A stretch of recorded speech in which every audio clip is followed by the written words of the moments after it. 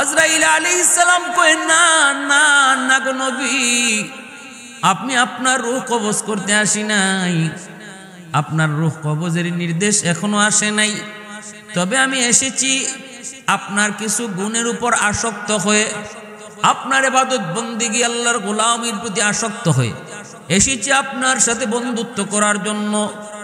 আমি আপনার সাথে বন্ধুত্ব করতে চাই।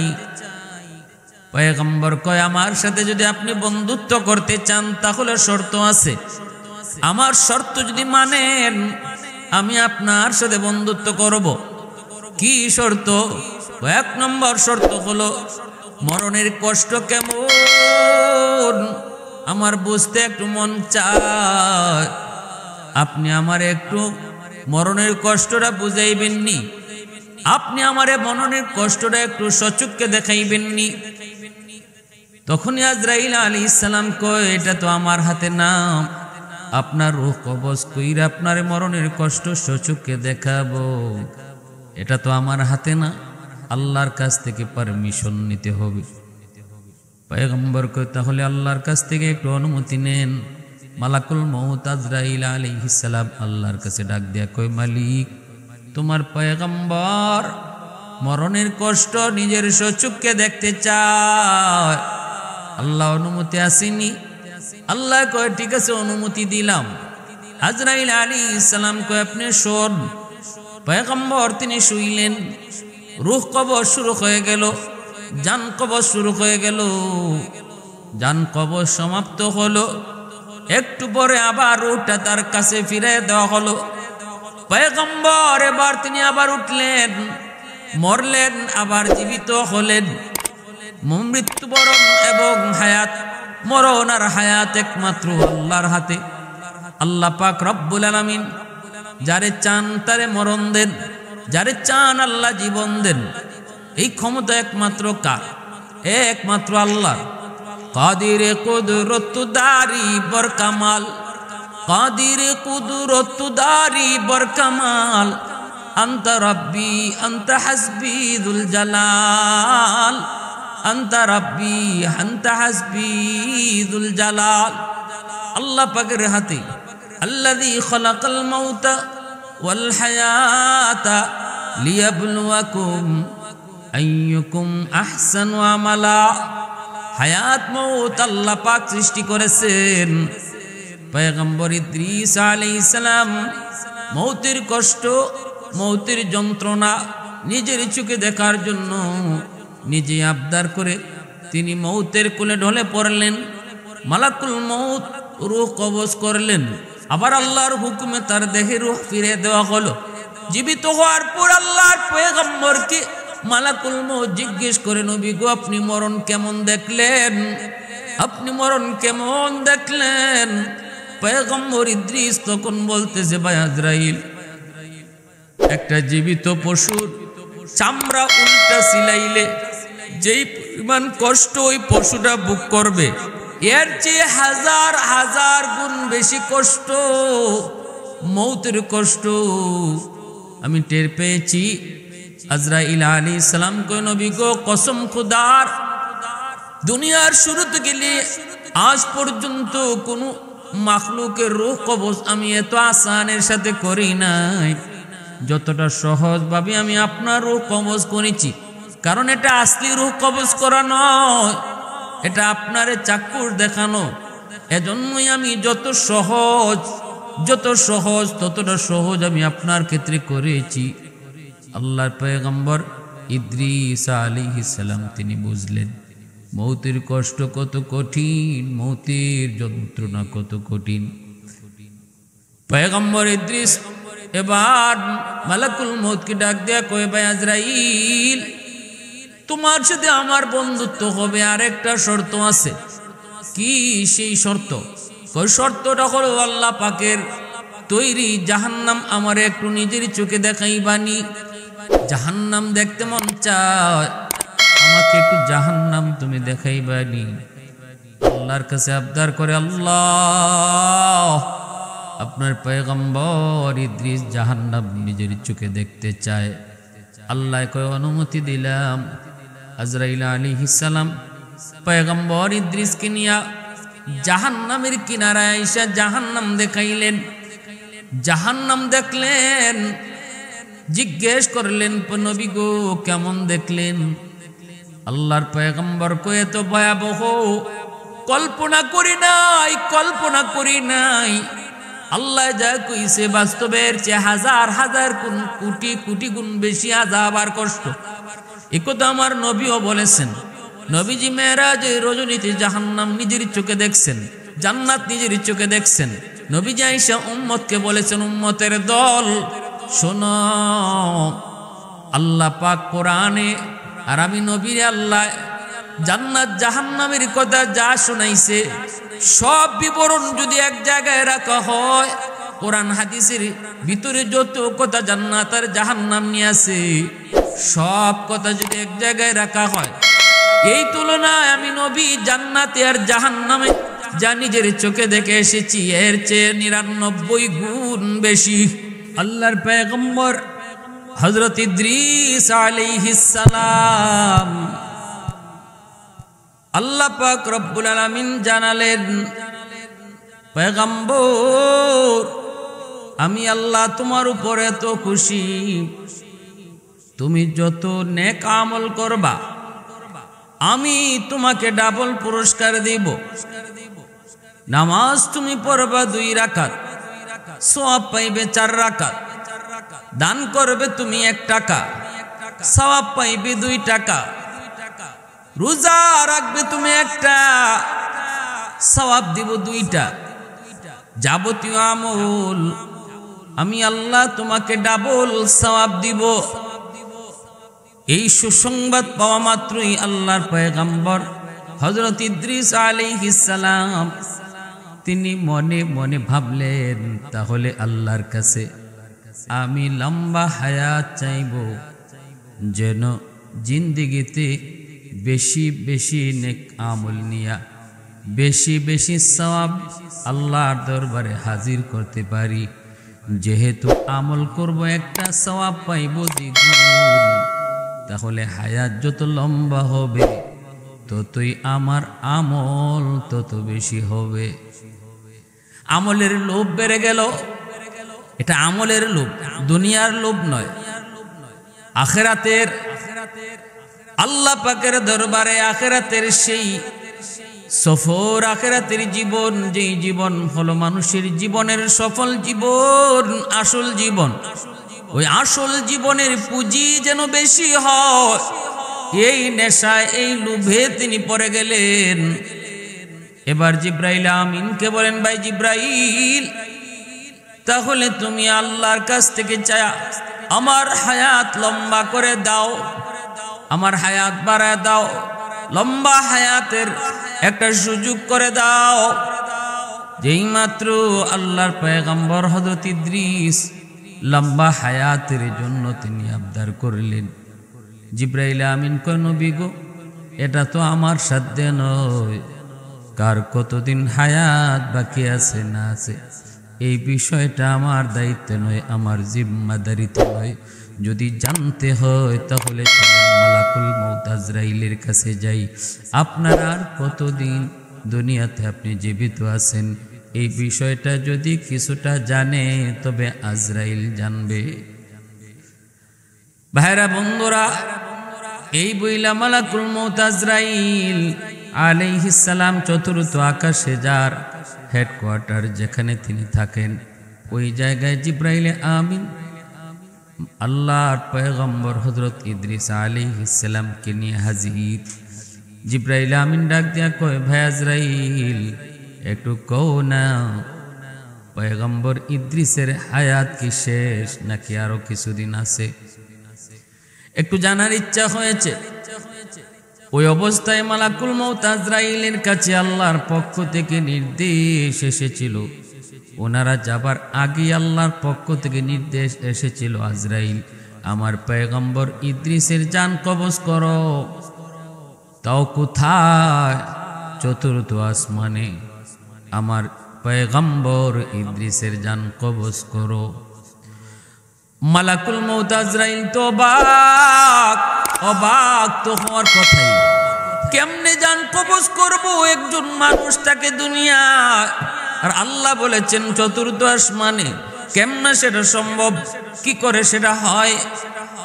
তিন জিনিস, কার, কোথায়, কখন মরণ হবে একমাত্র জানেন কে?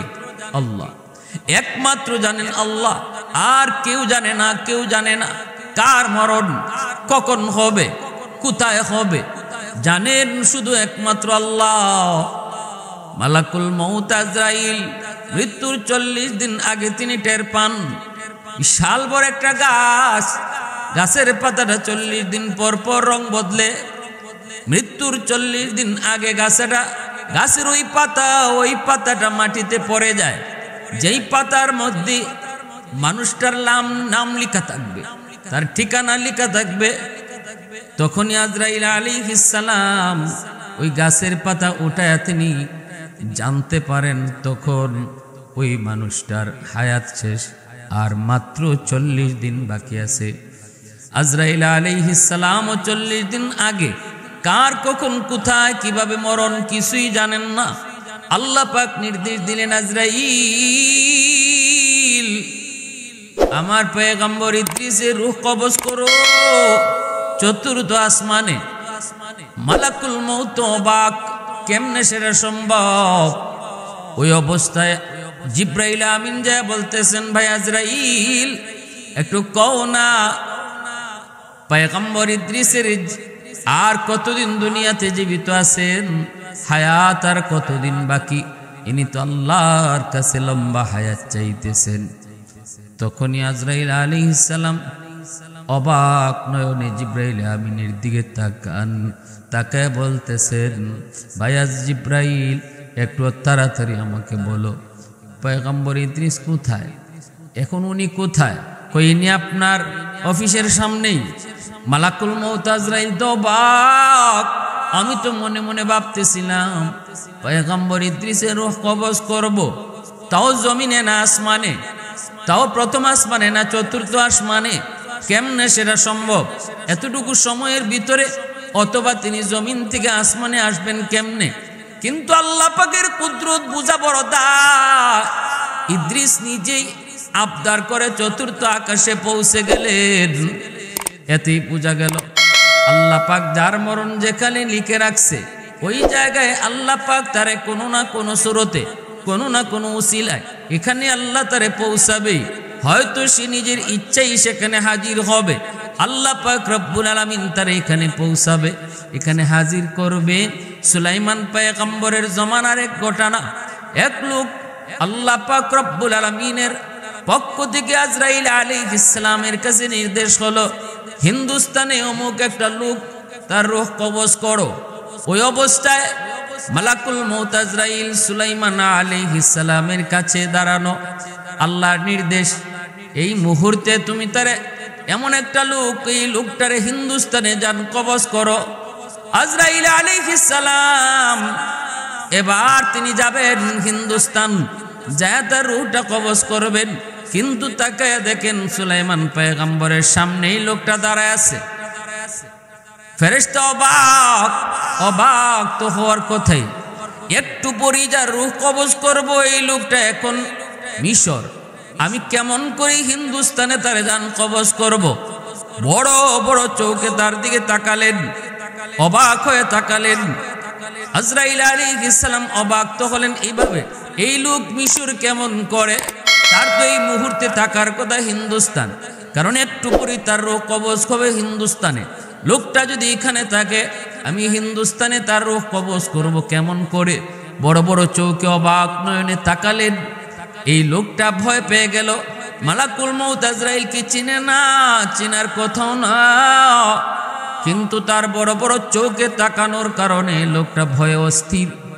আল্লাহর পয়গম্বর সুলাইমান নবীকে কয়, নবী গো, এই লোকটা আমার দিকে যেইভাবে তাকাইছে মনে হয় আমাকে হত্যা করে ফেলবে, মনে হয় আমাকে মেরেই ফেলবে। আমি এই এলাকায় থাকতে চাই না, আমি আরব এলাকায় থাকতে চাই না। আপনি বাতাসের মাধ্যমে আমাকে হিন্দুস্তান পাঠিয়ে দেন। আপনি বাতাসকে আদেশ করেন যেন আমাকে হিন্দুস্তান পাঠিয়ে দেয়। সুলাইমান পয়গম্বর সাথে সাথে তিনি এই বাতাসকে আদেশ করে লোকটাকে তার হিন্দুস্তানে পাঠিয়ে দিলেন। লোকটা জায়গা মতো চলে আসলো। মালাকুল মউত আজরাইল জায়গা মতো আসলেন রূহ কবজ করার জন্য। আইসে দেখেন এই লোক কেন আইসা হাজির, কেমনে আসলো? কয় আল্লাহর নবীকে আবদার করলো বাতাসের মাধ্যমে যেন হিন্দুস্তান পাঠিয়ে দেওয়া হয়। মালাকুল মউত আজরাইল হিন্দুস্তানে তার রূহ কবজ করলেন। মালিকের দরবারে শুকরিয়া জানান, মালিক তোমার কুদরত, তোমার হিকমত আমরা ফেরেশতা তারপর বুঝি না, বুঝার কথাও না। তোমার কুদরত, তোমার শক্তি আমাদের জানার ঊর্ধ্বে, আমাদের মালুমের ঊর্ধ্বে। আল্লাহর শুকরিয়া আদায় করেন, প্রশংসা করেন। রূহ কবজ কইরা আবার সুলাইমান নবীর কাছে তিনি আসলেন। আল্লাহর পয়গম্বর মালাকুল মউত আজরাইলকে বলতেছেন, ভাই আজরাইল, আপনি আমার পাশে এই লোকটার দিকে এইভাবে কেন তাকাইলেন? এত বড় বড় চোখে তাকাইলেন। লোকটা ভয়ত অস্থির।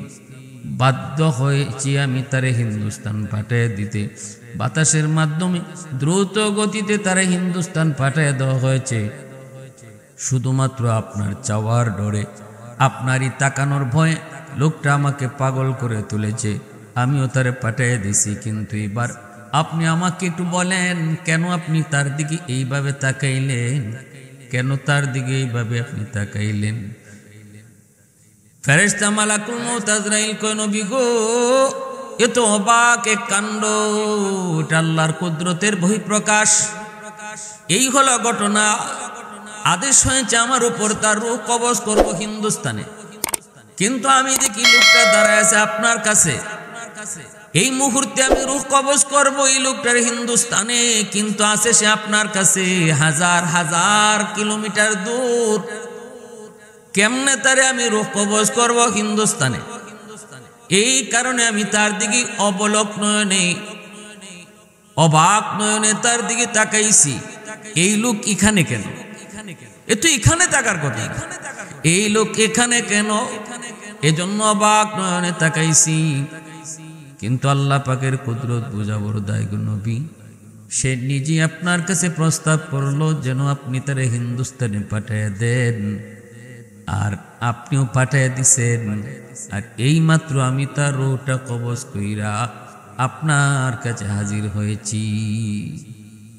मौत को समझाए गाफिल इख्तिताम जिंदगी, मौत को समझाए गाफिल इख्तिताम जिंदगी, दर हकीकत मौत है सुबह हयात जिंदगी। मौत को मत दूर समझो, मौत है हर दम करीब, मौत को मत दूर समझो, मौत है हर दम करीब। तुमको मोहलत न मिलेगी लब हिलाने ऐ गरीब, तुमको मोहलत न मिलेगी लब हिलाने ऐ गरीब। एजন্য कवि कय, मौत के जे दूरे मने करे से आहमक से बुका। मौत तुम्हार खूब काছে, মনে করবো না মৌত দূরে। হ্যাঁ, মৌত তুমি চোখের পলক ফালাইবার, লব ফালাইবার, একটু ভাত খাওয়ার, খাদ্য খাওয়ার সুযোগও পাবে না। যখন যার যেই টাইমে মরণ লেখা থাকবে ওই টাইমে সে তখন ঘরে নাকি বাহিরে, সে তখন খাওয়ানে নাকি বসা, সে তখন কাজে নাকি বিশ্রামে, কোনো কিছুই তখন কাজে আসবে না, কোনো দিকেই তাকানো হয় না। যার যখন যে হালতে মরণ লেখা তার এই হালতেই মরণ হবে। কারো মরণ হবে মসজিদে, কারো মরণ হবে সেজদার হালতে, কারো মরণ হবে বিছানায়, আর কারো বা মরণ হবে জিহাদের ময়দানে, কারো মরণ হবে স্বাভাবিক মরণ, কারো মরণ হবে আল্লাহর রাস্তায় শাহাদতের মরণ।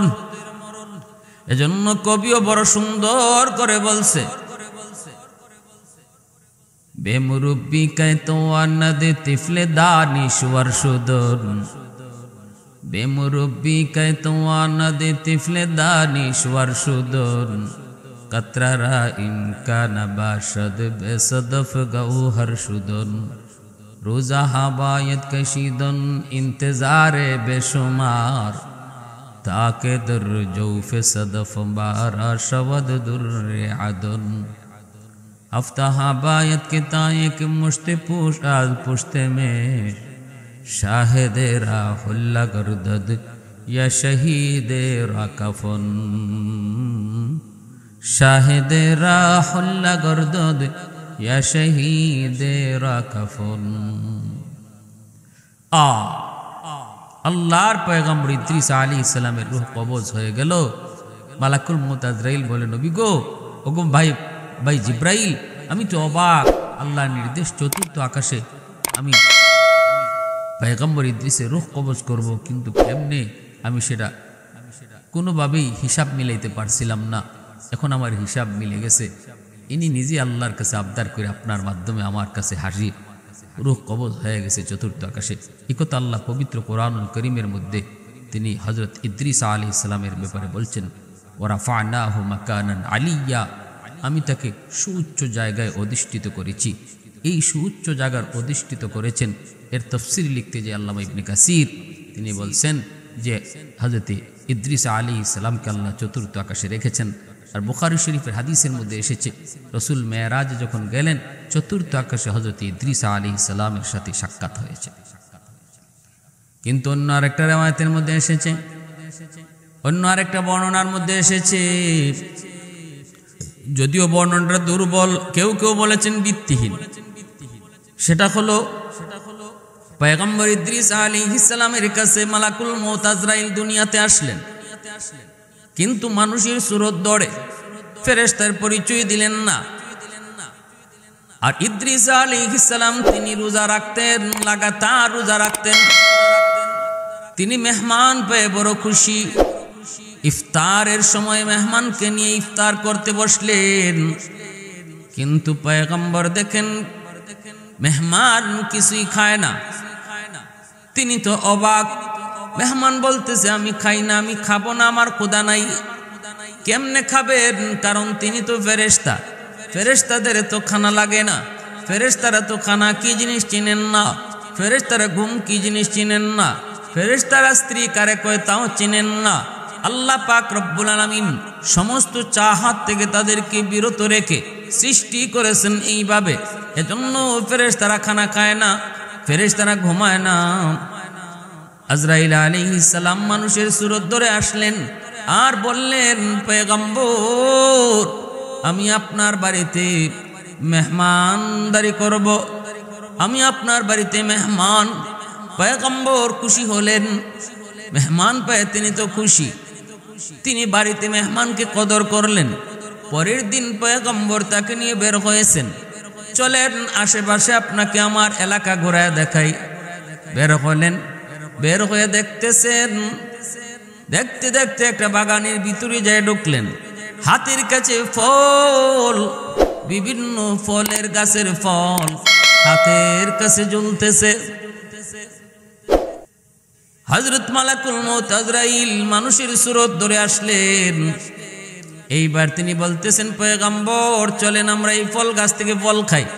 এই যে দেখেন কত পাকা ফল, কত সুন্দর পাকা ঝুলতেছে, চলেন একটা ফল খাই। পয়গম্বর কয়, সাবধান, হাত দিবেন না, এই ফলের বাগানের মালিক আমি না, অন্য কেউ। অন্যের জিনিস তার অনুমতি ছাড়া খাওয়া জায়েজ নয়, অন্যের জিনিস তার অনুমতি ব্যতীত ভক্ষণ সেটা হারাম।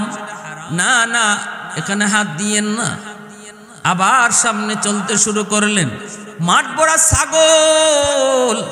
ছাগল দেখার পর ফেরেশতা মালাকুল মউত আজরাইল আল্লাহর পয়গম্বরকে কয়, চলেন একটা ছাগল এখান থেকে জবাই করে আমরা খেয়ে ফেলি।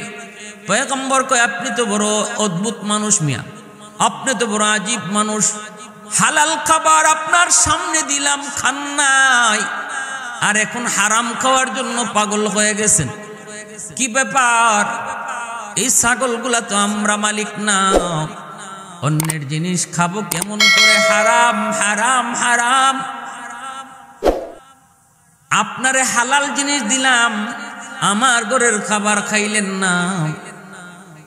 এবার তিনি বলতেছেন না, আমি আপনারে পরীক্ষা করেছি, দুনিয়ার প্রতি আপনার লোভ আছে কিনা। আল্লাহর পয়গম্বর ইদ্রিস আলাইহিস সালাম অবাক হলেন, সন্দেহে পড়ে গেলেন, লোকটা কি তার পরিচয়? সে আমারে পরীক্ষা করতেছে। ঘটনা কি একদিন, 2 দিন, 3 দিন যাওয়ার পর আজরাইল আলাইহিস সালামের চাল চলন দেখে নবীর সন্দেহ বেড়ে গেল। তিনি এবার বলতেছেন, কসম, আল্লাহর কসম, আপনি বলেন আপনি কে, আপনার পরিচয়টা কি আগে আমারে শোনান। এতদিন পর্যন্ত বলতেছি বলেন না, আল্লাহর কসম করে বলি আপনার পরিচয়টা শোনান। সাথে সাথে আল্লাহর নূরের তৈরি ফেরেশতা মালাকুল মউত আজরাইল বলেন, পয়গম্বর, আমি মানুষ না, আমি আল্লাহর ফেরেশতা মালাকুল মউত। পয়গম্বর ইদ্রিস, আপনি কি সেই মালাকুল মউত যিনি মানুষের রূহ কবজ করে? বলে হ। পয়গম্বর ইদ্রিস কয়, তাহলে বুঝি আপনি আমার রূহ কবজ করতে আসছেন?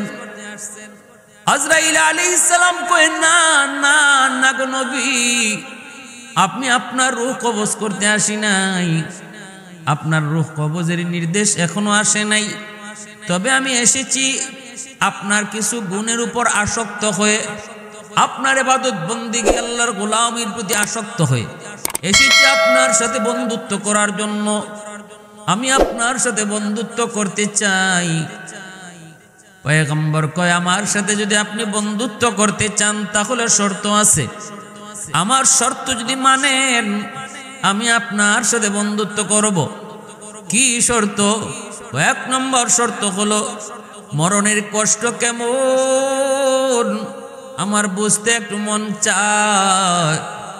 আপনি আমারে একটু মরণের কষ্টটা বুঝাইবেননি, আপনি আমারে মরণের কষ্টটা একটু সচক্ষে দেখাইবেননি।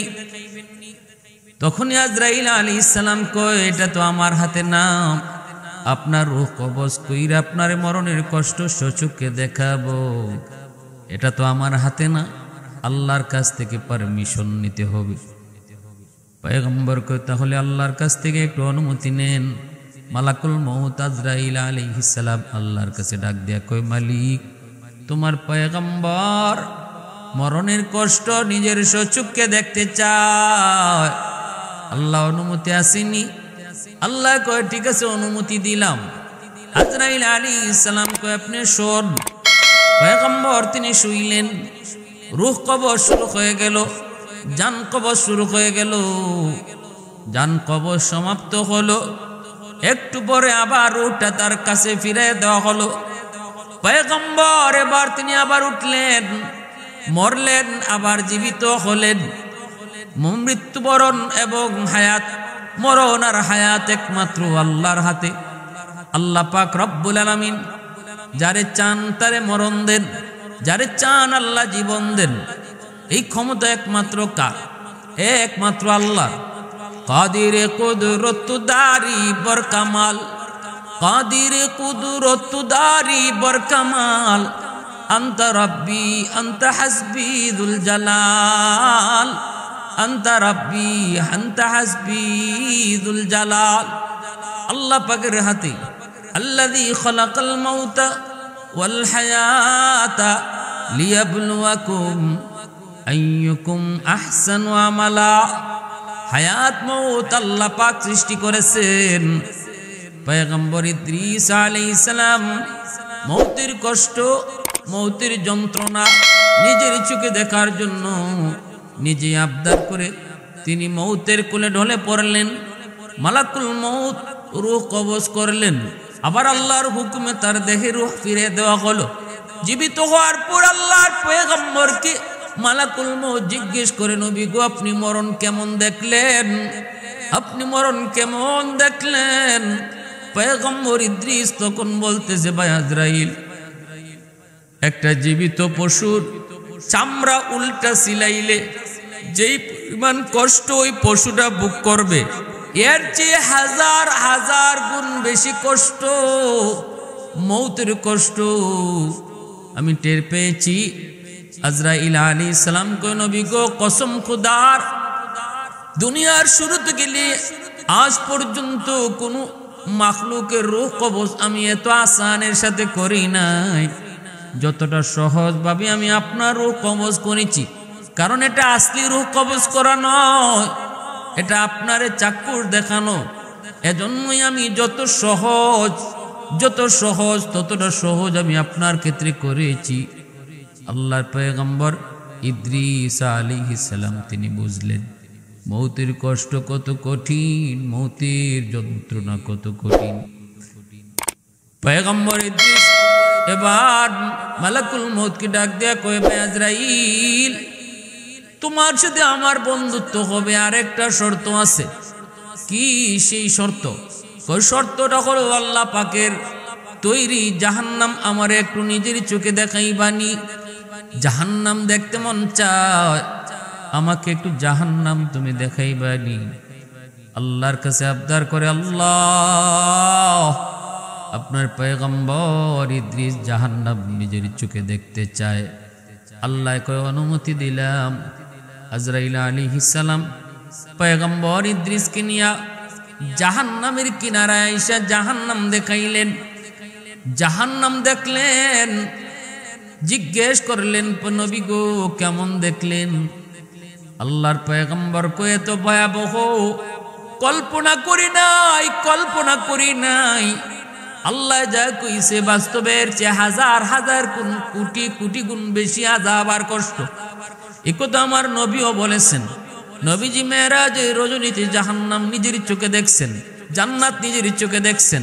নবীজি আয়েশা উম্মতকে বলেছেন, উম্মতের দল শোনো, আল্লাহ পাক কোরআনে আর আমি নবীরে আল্লাহ জান্নাত জাহান্নামের কথা যা শুনাইছে সব বিবরণ যদি এক জায়গায় রাখা হয়, কোরআন হাদিসের ভিতরে যত কথা জান্নাত আর জাহান্নাম নিয়ে আছে সব কথা যদি এক জায়গায় রাখা হয়, এই তুলনায় আমি নবী জান্নাতে আর জাহান্নামে যা নিজের চোখে দেখে এসেছি এর চেয়ে 99 গুণ বেশি জাহান্নামের আযাব আর কষ্ট তোমরা কোরআন হাদিসে যা পাইছো আমি নিজের চোখে এর চেয়ে 99 গুণ বেশি কষ্ট দেখে এসেছি।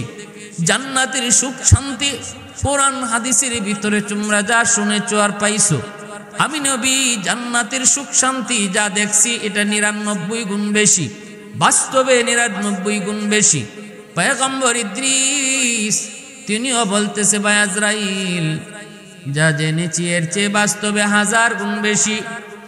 এবার আল্লাহর পয়গম্বর ইদ্রিস ডাক দিয়ে কয়, ওগো ভাই আজরাইল আরেকটা আবদার তোমার কাছে করি, এরপরে আমার আর তোমার মধ্যে বন্ধুত্ব হয়ে যাবে। আমার তোমার বন্ধুত্ব হওয়ার জন্য আর একটা 3 নম্বর শর্ত হলো, আমাকে জাহান্নাম তো দেখাইছো, এবার আমাকে জান্নাত তুমি দেখাইবানি। পয়গম্বর জান্নাত দেখার আবদার করলেন, কিন্তু ভিতরে একটা ইচ্ছা, একটা নিয়ত তার আছে। এটা মালাকুল মউত আজরাইলকে বুঝাইলেন না। দিলের খবর আজরাইল জানে না, দিলের খবর জানেন কে? আল্লাহ। দিলের খবর জানেন কে? আল্লাহু আলিমুম বিযাতিস সুদূর। অন্তরের খবর একমাত্র জানেন কে? আল্লাহ। আজরাইল আলাইহিস সালামও জানে না, ফেরেশতা জিবরাইলও জানে না, আমার আপনার নবীও অন্তরের খবর জানে না, বড় পীর আব্দুল কাদের জিলানীও অন্তরের খবর জানে না। তাহলে আমার পীর সাহেব কেমনে জানবো? আমার আট্রসি চন্দ্রপাড়া আর এরকম মাজারি এরা কেমনে জানবো? মাইজ ভান্ডারি কেমনে জানবো? কোন ওলি আল্লাহ অন্তরের খবর জানে না, নবীরাই জানে না। জানেন শুধু একমাত্র কেবলমাত্র শুধুমাত্র আল্লাহ। এজন্য আজরাইল আলাইহিস সালাম পয়গম্বর ইদ্রিস যখন জান্নাত দেখতে চাইলেন, আল্লাহর কাছে আবদার করে, মালিক তোমার পয়গম্বর জান্নাত দেখতে চায়। আল্লাহ কয় নে মঞ্জুর।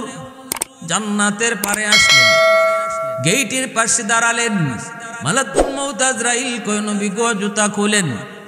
জান্নাত পাক ও পবিত্র, জুতা খুলে প্রবেশ করেন, কিন্তু দেরি করবেন না, দেখেই কিন্তু দ্রুত আইয়েন। নবী কই ঠিক আছে দেরি করব না। এই বইলা নবী ঢুকলেন। আজরাইল আলাইহিস সালাম জান্নাতের গেটে দাঁড়ানো, তিনি ভিতরে ঢুকলেন। আজ নিয়ামতগুলি তিনি দেখলেন, আবার দেখেই তিনি বের হয়ে আসলেন। আইসাই আজরাইল আলাইহিস সালামের কাছে আইসাই দেরি করলেন না, আবার জান্নাতের ভিতরে ঢুকে পড়লেন। আজরাইল আলাইহিস সালাম কয়, নবী গো, আপনি এমন কেন করেন? আপনার তো কথা হলো আপনি ঢুকে বের হয়ে আসবেন, আবার কেন ভিতরে ঢুকলেন? পয়গম্বর জান্নাতের ভিতর থেকে ডাক দিয়ে কয়, ভাই আজরাইল, এবার তুমি তোমার কামে চলে যাও, আমি আর জান্নাত থেকে বের হব না। ঢুকে পড়ছি তো ঢুকে পড়েছি, আর বের হব না। কারণ হয়তো তুমি জানো না, আমার আল্লাহ জান্নাতের ভিতরে একবার যারে ঢুকায় আর বের করে না। আল্লাহ পাকের আদেশ, মৃত্যুর স্বাদ সমস্ত প্রাণীকেই ভোগ করতে হবে। কুল্লু নাফসিন যায়িকাতুল মাউত, আমি মৌতের স্বাদ পাইলিছি, মৌতের মজা আমার একবার বুঝ হয়ে গেছে। আরেকটা হলো আল্লাহ বলেছেন জাহান্নাম না দেখে কাউকে জান্নাতে ঢুকাবে না, সেই জাহান্নাম আমি দেখে এসেছি। আরেকটা আল্লাহর ওয়াদা হলো জান্নাতে ঢুকাইলে আর কখনো তারে জমিনে দিবে না। অতএব তোমার সাথে আমার একটা ওয়াদা ছিল, ঢুকে আবার বাইরে আইমু, আমি বের হইয়া এসে তোমার ওয়াদাও রক্ষা করছি। এখন আমি জান্নাতের ভিতরে ঢুকে পড়ছি, আর বের হব না, আর বের হব না। মালাকুল মউত আজরাইল এবার তিনি তো কিংকর্তব্য বিমূঢ় হয়ে গেলেন, হিতাহিত জ্ঞান হারিয়ে ফেললেন। কি করবেন কি না কিছুই বুঝেন না। আল্লাহর কাছে কই, মালিক, তোমার পয়গম্বর ইদ্রিসকে তুমি কই সুবিধা আমি জান্নাতের ভিতরে ঢুকাইছি, এখন ঢুকছে তো ঢুকছে, আর বাইরে তো চায় না। আল্লাহ, এখন আমি কি করব? আল্লাহ পাক কয়, আজরাইল, তুমি তোমার কামে চলে যাও। আমার কুদরতের ফয়সালাও এমনটাই ছিল, আমার কুদরতি ফয়সালাও এমনই ছিল। আমার ইদ্রিসকে আমি জান্নাতের ভিতরে সুখ স্বাচ্ছন্দ্যে তারে আমি জান্নাতে চিরস্থায়ীভাবে রেখে দিব। যাও, তুমি তোমার কাজে চলে যাও। আল্লাহ পাক রব্বুল আলামিন জান্নাতের ভিতরে ইদ্রিস আলাইহিস সালামকে রেখে দিলেন, তিনি এখানেই থাকবেন। এই যে রাওয়ায়াতটা, এই যে বর্ণনাটা, এই বর্ণনাটা অনেক কিতাবে লিখছেন, এটা ভিত্তিহীন। অনেকে অনেক জায়গায় বলেন এর কোনো ভিত্তি পাওয়া যায় না। অনেকগুলা প্রশ্ন এই ঘটনার সাথে সংঘর্ষ, কোরআন হাদিসের অনেক আলোচনা এই ঘটনার সাথে সংঘর্ষ, এজন্য এই ঘটনা বর্ণনা করাও ঠিক না। যারা বলে না শোনার জন্য বলবো, এজন্য বলি মূল ঘটনাটা কোরআন আর হাদিস থেকে আমি যা বলেছি। পয়গম্বর ইদ্রিস আলাইহিস সালামের মওত হয়েছে চতুর্থ আকাশে, আল্লাহ পাক চতুর্থ আকাশে উঠাইলেন, আর এখানেই তার মরণ হয়েছে। আর নবীর সাথে দেখাও হয়েছে মেরাজের রজনীতে চতুর্থ আকাশে। তুমি যত নেক আমল করবা আমি তোমাকে ডাবল পুরস্কার দিব। নামাজ তুমি পড়বা 2 রাকাত, সওয়াব পাইবে 4 রাকাত। দান করবে তুমি 1 টাকা, সওয়াব পাইবে 2 টাকা। রোজা রাখবে তুমি 1টা, সওয়াব দিব 2টা। যাবতীয় আমল আমি আল্লাহ তোমাকে ডাবল সওয়াব দিব। এই সুসংবাদ পাওয়া মাত্রই আল্লাহর পয়গম্বর হযরত ইদ্রিস আলাইহিস সালাম তিনি মনে মনে ভাবলেন, তাহলে আল্লাহর কাছে আমি লম্বা হায়াত চাইব, যেন জিন্দেগিতে বেশি বেশি নেক আমল নিয়া বেশি বেশি সওয়াব আল্লাহর দরবারে হাজির করতে পারি। যেহেতু আমল করব একটা, সওয়াব পাইব দ্বিগুণ, তাহলে হায়াত যত লম্বা হবে ততই আমার আমল তত বেশি হবে। আমলের লোভ বেড়ে গেল। এটা আমলের লোভ, দুনিয়ার লোভ নয়, আখিরাতের। আল্লাহ পাকের দরবারে আখিরাতের সেই সফর, আখিরাতের জীবন, যেই জীবন হলো মানুষের জীবনের সফল জীবন, আসল জীবন। ওই আসল জীবনের পুঁজি যেন বেশি হয়, এই নেশায় এই লোভে তিনি পড়ে গেলেন। এবার জিব্রাইল আমিনকে বলেন, ভাই জিব্রাইল, তাহলে তুমি আল্লাহর কাছ থেকে চায়া আমার হায়াত লম্বা করে দাও। আমার হায়াত বাড়ায় দাও, লম্বা হায়াতের একটা সুযোগ করে দাও। যেই মাত্র আল্লাহর পয়গম্বর হযরত ইদ্রিস লম্বা হায়াতের জন্য তিনি আবদার করলেন, জিবরাইল আমিন কয় নবী গো, এটা তো আমার সাধ্যে নয়, কার কতদিন হায়াত বাকি আছে না আছে এই বিষয়টা আমার দায়িত্বে নয়, আমার জিম্মাদারিতে নয়। যদি জানতে হয় তাহলে চলেন মালাকুল মউত আজরাইলের কাছে যাই। আপনার আর কতদিন দুনিয়াতে আপনি জীবিত আছেন এই বিষয়টা যদি কিছুটা জানে তবে আজরাইল জানবে। ভাইরা বন্ধুরা, এই বইলা মালাকুল মউত আজরাইল আলাইহিস সালাম চতুর্থ আকাশে যার হেডকোয়ার্টার যেখানে তিনি থাকেন ওই জায়গায় জিবরাইল আমিন আল্লাহর পয়গম্বর হযরত ইদ্রিস আলাইহিস সালামকে নিয়ে হাজির। জিবরাইল আমিন ডাক দিয়া কয়, ভাই আজরাইল একটু কও না, পয়গম্বর ইদ্রিসের হায়াত কি শেষ নাকি আরো কিছুদিন আছে? একটু জানার ইচ্ছা হয়েছে। ওই অবস্থায় মালাকুল মউত আজরাইলের কাছে আল্লাহর পক্ষ থেকে নির্দেশ এসেছিল। ওনারা যাবার আগে আল্লাহর পক্ষ থেকে নির্দেশ এসেছিল, আজরাইল আমার পয়গম্বর ইদ্রিসের জান কবজ করো। তাও কোথায়? চতুর্থ আসমানে আমার পয়গম্বর ইদ্রিসের জান কবজ করো। মালাকুল মউত আজরাইল তো অবাক তো হওয়ার কথাই, কেমনে জান কবজ করব একজন মানুষ তাকে দুনিয়া, আর আল্লাহ বলেছেন চতুর্থ আসমানে, কেমনে সেটা সম্ভব, কি করে সেটা হয়? তিন জিনিস, কার, কোথায়, কখন মরণ হবে একমাত্র জানেন কে? আল্লাহ। একমাত্র জানেন আল্লাহ, আর কেউ জানে না, কেউ জানে না কার মরণ কখন হবে, কোথায় হবে, জানেন শুধু একমাত্র আল্লাহ। মালাকুল মউত আজরাইল মৃত্যুর 40 দিন আগে তিনি টের পান, বিশাল বড় একটা গাছ, গাছের পাতাটা 40 দিন পর পর রং বদলে। মৃত্যুর 40 দিন আগে গাছের ওই পাতাটা মাটিতে পড়ে যায়। যেই পাতার মধ্যে মানুষটার নাম লেখা থাকবে, তার ঠিকানা লেখা থাকবে, তখনই আজরাইল আলাইহিস সালাম ওই গাছের পাতা উঠায়া তিনি জানতে পারেন তখন ওই মানুষটার হায়াত শেষ, আর মাত্র 40 দিন বাকি আছে। আজরাইল আলাইহিস সালাম 40 দিন আগে কার কখন কোথায় কিভাবে মরণ কিছুই জানেন না। আল্লাহ পাক নির্দেশ দিলেন, আজরাইল আমার পয়গম্বর ইদ্রিসের রূহ কবজ করো। চতুর্থ আসমানে মালাকুল মউত অবাক, কেমনে সেটা সম্ভব? ওই অবস্থায় জিবরাইল আমিন যা বলতেছেন, ভাই আজরাইল একটু কও না, পয়গম্বর ইদ্রিসের আর কতদিন দুনিয়াতে জীবিত আছেন, হায়াত আর কতদিন বাকি? ইনি তো আল্লাহর কাছে লম্বা হায়াত চাইতেছেন। তখনই আজরাইল আলাইহিস সালাম অবাক নয়নে জিবরাইল আমিনের দিকে তাকায় বলতেছেন, ভাই জিবরাইল একটু তাড়াতাড়ি আমাকে বলো পয়গম্বর ইদ্রিস কোথায়, এখন উনি কোথায়? কই ইনি আপনার অফিসের সামনেই। মালাকুল মউত আজরাইল তো অবাক, আমি তো মনে মনে ভাবতেছিলাম পয়গম্বর ইদ্রিসের রূহ কবজ করব, তাও জমিনে না আসমানে, তাও প্রথম আসমানে না চতুর্থ আসমানে, কেমনে সেটা সম্ভব? এতটুকু সময়ের ভিতরে, অথবা তিনি জমিন থেকে আসমানে আসবেন কেমনে? কিন্তু আল্লাহ পাকের কুদরত বুঝা বড় দায়। ইদ্রিস নিজেই আবদার করে চতুর্থ আকাশে পৌঁছে গেলেন।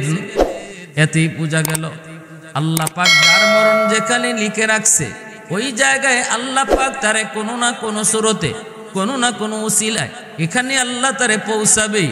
হয়তো সে নিজের ইচ্ছাই সেখানে হাজির হবে, আল্লাহ পাক রব্বুল আলামিন তারে এখানে পৌঁছাবে, এখানে হাজির করবে। সুলাইমান পয়গম্বরের জমানার এক ঘটনা, এক লোক আল্লাহ পাক রব্বুল আলামিনের পক্ষ থেকে আজরাইল আলাইহিস সালামের কাছে নির্দেশ হলো, হিন্দুস্তানে অমুক একটা লোক তার রূহ কবজ করো। ওই অবস্থায় মালাকুল মউত আজরাইল সুলাইমান আলাইহিস সালামের কাছে দাঁড়ানো, আল্লাহর নির্দেশ, এই মুহূর্তে তুমি তারে এমন একটা লোক, এই লোকটারে হিন্দুস্তানে যান কবজ করো। আজরাইল আলাইহিস সালাম এবার তিনি যাবেন হিন্দুস্তান, যায় তার রূহটা কবজ করবেন। কিন্তু তাকায় দেখেন সুলাইমান পয়গম্বরের সামনেই লোকটা দাঁড়ায় আছে। ফেরেশতা অবাক তো হওয়ার কথাই, একটু পরই যার রূহ কবজ করব এই লোকটা এখন মিশর, আমি কেমন করে হিন্দুস্তানে তারে যান কবজ করব? বড় বড় চোখে তার দিকে তাকালেন, অবাক হয়ে তাকালেন। আজরাইল আলাইহিস সালাম অবাক তো হলেন, এইভাবে এই লোক মিশর কেমন করে? তার তো এই মুহূর্তে থাকার কথা হিন্দুস্তান, কারণ একটু পরই তার রূহ কবজ হবে হিন্দুস্তানে। লোকটা যদি এখানে থাকে, আমি হিন্দুস্তানে তার রূহ কবজ করব কেমন করে? বড় বড় চোখে অবাক নয়নে তাকালেন। এই লোকটা ভয় পেয়ে গেল, মালাকুল মউত আজরাইলকে চিনে না, চিনার কথাও না, কিন্তু তার বড় বড় চোখে তাকানোর কারণে লোকটা ভয়ে অস্থির। আল্লাহর পয়গম্বর সুলাইমান নবীকে কয়, নবী গো, এই লোকটা আমার দিকে যেইভাবে তাকাইছে মনে হয় আমাকে হত্যা করে ফেলবে, মনে হয় আমাকে মেরেই ফেলবে। আমি এই এলাকায় থাকতে চাই না, আমি আরব এলাকায় থাকতে চাই না। আপনি বাতাসের মাধ্যমে আমাকে হিন্দুস্তান পাঠিয়ে দেন। আপনি বাতাসকে আদেশ করেন যেন আমাকে হিন্দুস্তান পাঠিয়ে দেয়। সুলাইমান পয়গম্বর সাথে সাথে তিনি এই বাতাসকে আদেশ করে লোকটাকে তার হিন্দুস্তানে পাঠিয়ে দিলেন। লোকটা জায়গা মতো চলে আসলো। মালাকুল মউত আজরাইল জায়গা মতো আসলেন রূহ কবজ করার জন্য। আইসে দেখেন এই লোক কেন আইসা হাজির, কেমনে আসলো? কয় আল্লাহর নবীকে আবদার করলো বাতাসের মাধ্যমে যেন হিন্দুস্তান পাঠিয়ে দেওয়া হয়। মালাকুল মউত আজরাইল হিন্দুস্তানে তার রূহ কবজ করলেন। মালিকের দরবারে শুকরিয়া জানান, মালিক তোমার কুদরত, তোমার হিকমত আমরা ফেরেশতা তারপর বুঝি না, বুঝার কথাও না। তোমার কুদরত, তোমার শক্তি আমাদের জানার ঊর্ধ্বে, আমাদের মালুমের ঊর্ধ্বে। আল্লাহর শুকরিয়া আদায় করেন, প্রশংসা করেন। রূহ কবজ কইরা আবার সুলাইমান নবীর কাছে তিনি আসলেন। আল্লাহর পয়গম্বর মালাকুল মউত আজরাইলকে বলতেছেন, ভাই আজরাইল, আপনি আমার পাশে এই লোকটার দিকে এইভাবে কেন তাকাইলেন? এত বড় বড় চোখে তাকাইলেন। লোকটা ভয়ত অস্থির। বাধ্য হয়েছি আমি তারে হিন্দুস্তান পাঠিয়ে দিতে। বাতাসের মাধ্যমে দ্রুত গতিতে তারে হিন্দুস্তান পাঠিয়ে দেওয়া হয়েছে শুধুমাত্র আপনার চাওয়ার ডরে, আপনারই তাকানোর ভয়ে লোকটা আমাকে পাগল করে তুলেছে। আমিও তারে পাঠিয়ে দিছি। কিন্তু এবার আপনি আমাকে একটু বলেন, কেন আপনি তার দিকে এইভাবে তাকাইলেন? কেন তার দিকে এইভাবে আপনি তাকাইলেন? ফেরেশতা মালাকুল মউত আজরাইল কয়, নবী গো, এ তো অবাক এক কাণ্ড, এটা আল্লাহর কুদরতের বহিঃপ্রকাশ। এই হলো ঘটনা। আদেশ হয়েছে আমার উপর তার রূহ কবজ করব হিন্দুস্তানে, কিন্তু আমি দেখি লোকটা দাঁড়ায় আছে আপনার কাছে। এই মুহূর্তে আমি রূহ কবজ করব এই লোকটার হিন্দুস্তানে, কিন্তু আছে সে আপনার কাছে হাজার হাজার কিলোমিটার দূর। কেমনে তারে আমি রূহ কবজ করব হিন্দুস্তানে? এই কারণে আমি তার দিকে অবলোক নয়নে, অবাক নয়নে তার দিকে তাকাইছি। এই লোক এখানে কেন? এ তো এখানে থাকার কথা। এই লোক এখানে কেন? এজন্য অবাক নয়নে তাকাইছি। কিন্তু আল্লাহ পাকের কুদরত বুঝাবর দায় গো নবী, সে নিজে আপনার কাছে প্রস্তাব করলো যেন আপনি তারে হিন্দুস্তানে পাঠিয়ে দেন, আর আপনিও পাঠিয়ে দিছেন। আর এই মাত্র আমি তার রূহটা কবজ কইরা আপনার কাছে হাজির হয়েছি। मौत को समझाए गाफिल इख्तिताम है जिंदगी, मौत को समझाए गाफिल इख्तिताम है जिंदगी, दर हकीकत मौत है सुबह हयात जिंदगी। मौत को मत दूर समझो, मौत है हरदम करीब, मौत को मत दूर समझो, मौत है हर दम करीब, तुमको मोहलत न मिलेगी, लब हिलाने आए गरीब, तुमको मोहलत न मिलेगी, लब हिलाने आए गरीब। এজন্য কবি কয় মৌতকে যে দূরে মনে করে সে আহমক, সে বোকা। মৌত তোমার খুব কাছে, মনে করবো না মৌত দূরে। হ্যাঁ, মৌত তুমি চোখের পলক ফালাইবার, লব ফালাইবার, একটু ভাত খাওয়ার, খাদ্য খাওয়ার সুযোগও পাবে না। যখন যার যেই টাইমে মরণ লেখা থাকবে ওই টাইমে সে তখন ঘরে নাকি বাহিরে, সে তখন খাওয়ানে নাকি বসা, সে তখন কাজে নাকি বিশ্রামে, কোনো কিছুই তখন কাজে আসবে না, কোনো দিকেই তাকানো হয় না। যার যখন যে হালতে মরণ লেখা তার এই হালতেই মরণ হবে। কারো মরণ হবে মসজিদে, কারো মরণ হবে সেজদার হালতে, কারো মরণ হবে বিছানায়, আর কারো বা মরণ হবে জিহাদের ময়দানে, কারো মরণ হবে স্বাভাবিক মরণ, কারো মরণ হবে আল্লাহর রাস্তায় শাহাদতের মরণ। এজন্য কবিও বড় সুন্দর করে বলছে, বেমুরব্বি কায়তোয়ানদ তিফলে দানিশওয়ার সুদন, বেমুরব্বি কায়তোয়ানদ তিফলে দানিশওয়ার সুদন, কতরা ইনকা নবাশদ বেসদফ গৌহর সুদন, রোজা হাবায়ত কশিদন ইন্তজারে বেশুমার, তাকে ਦਰ জৌফ সদফ বারা শবদ দুর্রে আদন, अफ्ताह बायत के ताए के मुश्ते पुशाल पुश्ते में, शाहिद राहुल्ला गर्दद या शहीद राकफन, शाहिद राहुल्ला गर्दद या शहीद राकफन। আল্লাহর পয়গম্বর ইদ্রিস আলাইহিস সালামের রূহ কবজ হয়ে গেল। মালাকুল মউত আজরাইল বলে, নবী গো, ওগো ভাই জিব্রাইল, আমি তো অবাক, আল্লাহর নির্দেশ চতুর্থ আকাশে আমি পয়গম্বর ইদ্রিসের রূহ কবজ করব, কিন্তু কেমনে আমি সেটা কোনোভাবেই হিসাব মিলাইতে পারছিলাম না। এখন আমার হিসাব মিলে গেছে। ইনি নিজে আল্লাহর কাছে আবদার করে আপনার মাধ্যমে আমার কাছে হাজির, রূহ কবজ হয়ে গেছে চতুর্থ আকাশে। একথা আল্লাহ পবিত্র কোরআনুল করিমের মধ্যে তিনি হযরত ইদ্রিস আলাইহিস সালামের ব্যাপারে বলছেন, ওয়ারাফানাহু মাকানান আলিয়্যা, আমি তাকে সুউচ্চ জায়গায় অধিষ্ঠিত করেছি। এই সুউচ্চ জায়গার অধিষ্ঠিত করেছেন, এর তফসির লিখতে যে আল্লামা ইবনে কাসির তিনি বলছেন যে হযরত ইদ্রিস আলাইহিস সালামকে আল্লাহ চতুর্থ আকাশে রেখেছেন। আর বুখারী শরীফের হাদিসের মধ্যে এসেছে, রসুল মেরাজে যখন গেলেন চতুর্থ আকাশে হযরত ইদ্রিস আলাইহিস সালামের সাথে সাক্ষাৎ হয়েছে। কিন্তু অন্য আরেকটা রিওয়ায়াতের মধ্যে এসেছে, অন্য আরেকটা বর্ণনার মধ্যে এসেছে, যদিও বর্ণনাটা দুর্বল, কেউ কেউ বলেছেন ভিত্তিহীন, সেটা হলো পয়গম্বর ইদ্রিস আলাইহিস সালামের কাছে মালাকুল মউত আজরাইল দুনিয়াতে আসলেন, কিন্তু মানুষের সুরত ধরে ফেরেশতার পরিচয় দিলেন না। আর ইদ্রিস আলাইহিস সালাম তিনি রোজা রাখতেন, লাগাতার রোজা রাখতেন। তিনি মেহমান পেয়ে বড় খুশি। ইফতারের সময় মেহমানকে নিয়ে ইফতার করতে বসলেন, কিন্তু পয়গম্বর দেখেন মেহমান কিছুই খায় না। তিনি তো অবাক, মেহমান বলতেছে আমি খাই না, আমি খাবো না, আমার ক্ষুধা নাই। কেমনে খাবেন? কারণ তিনি তো ফেরেশতা, ফেরেশতাদের তো খানা লাগে না, ফেরেশতারা তো খানা কি জিনিস চিনেন না, ফেরেশতারা ঘুম কি জিনিস চিনেন না, ফেরেশতারা স্ত্রী কারে কয় তাও চিনেন না।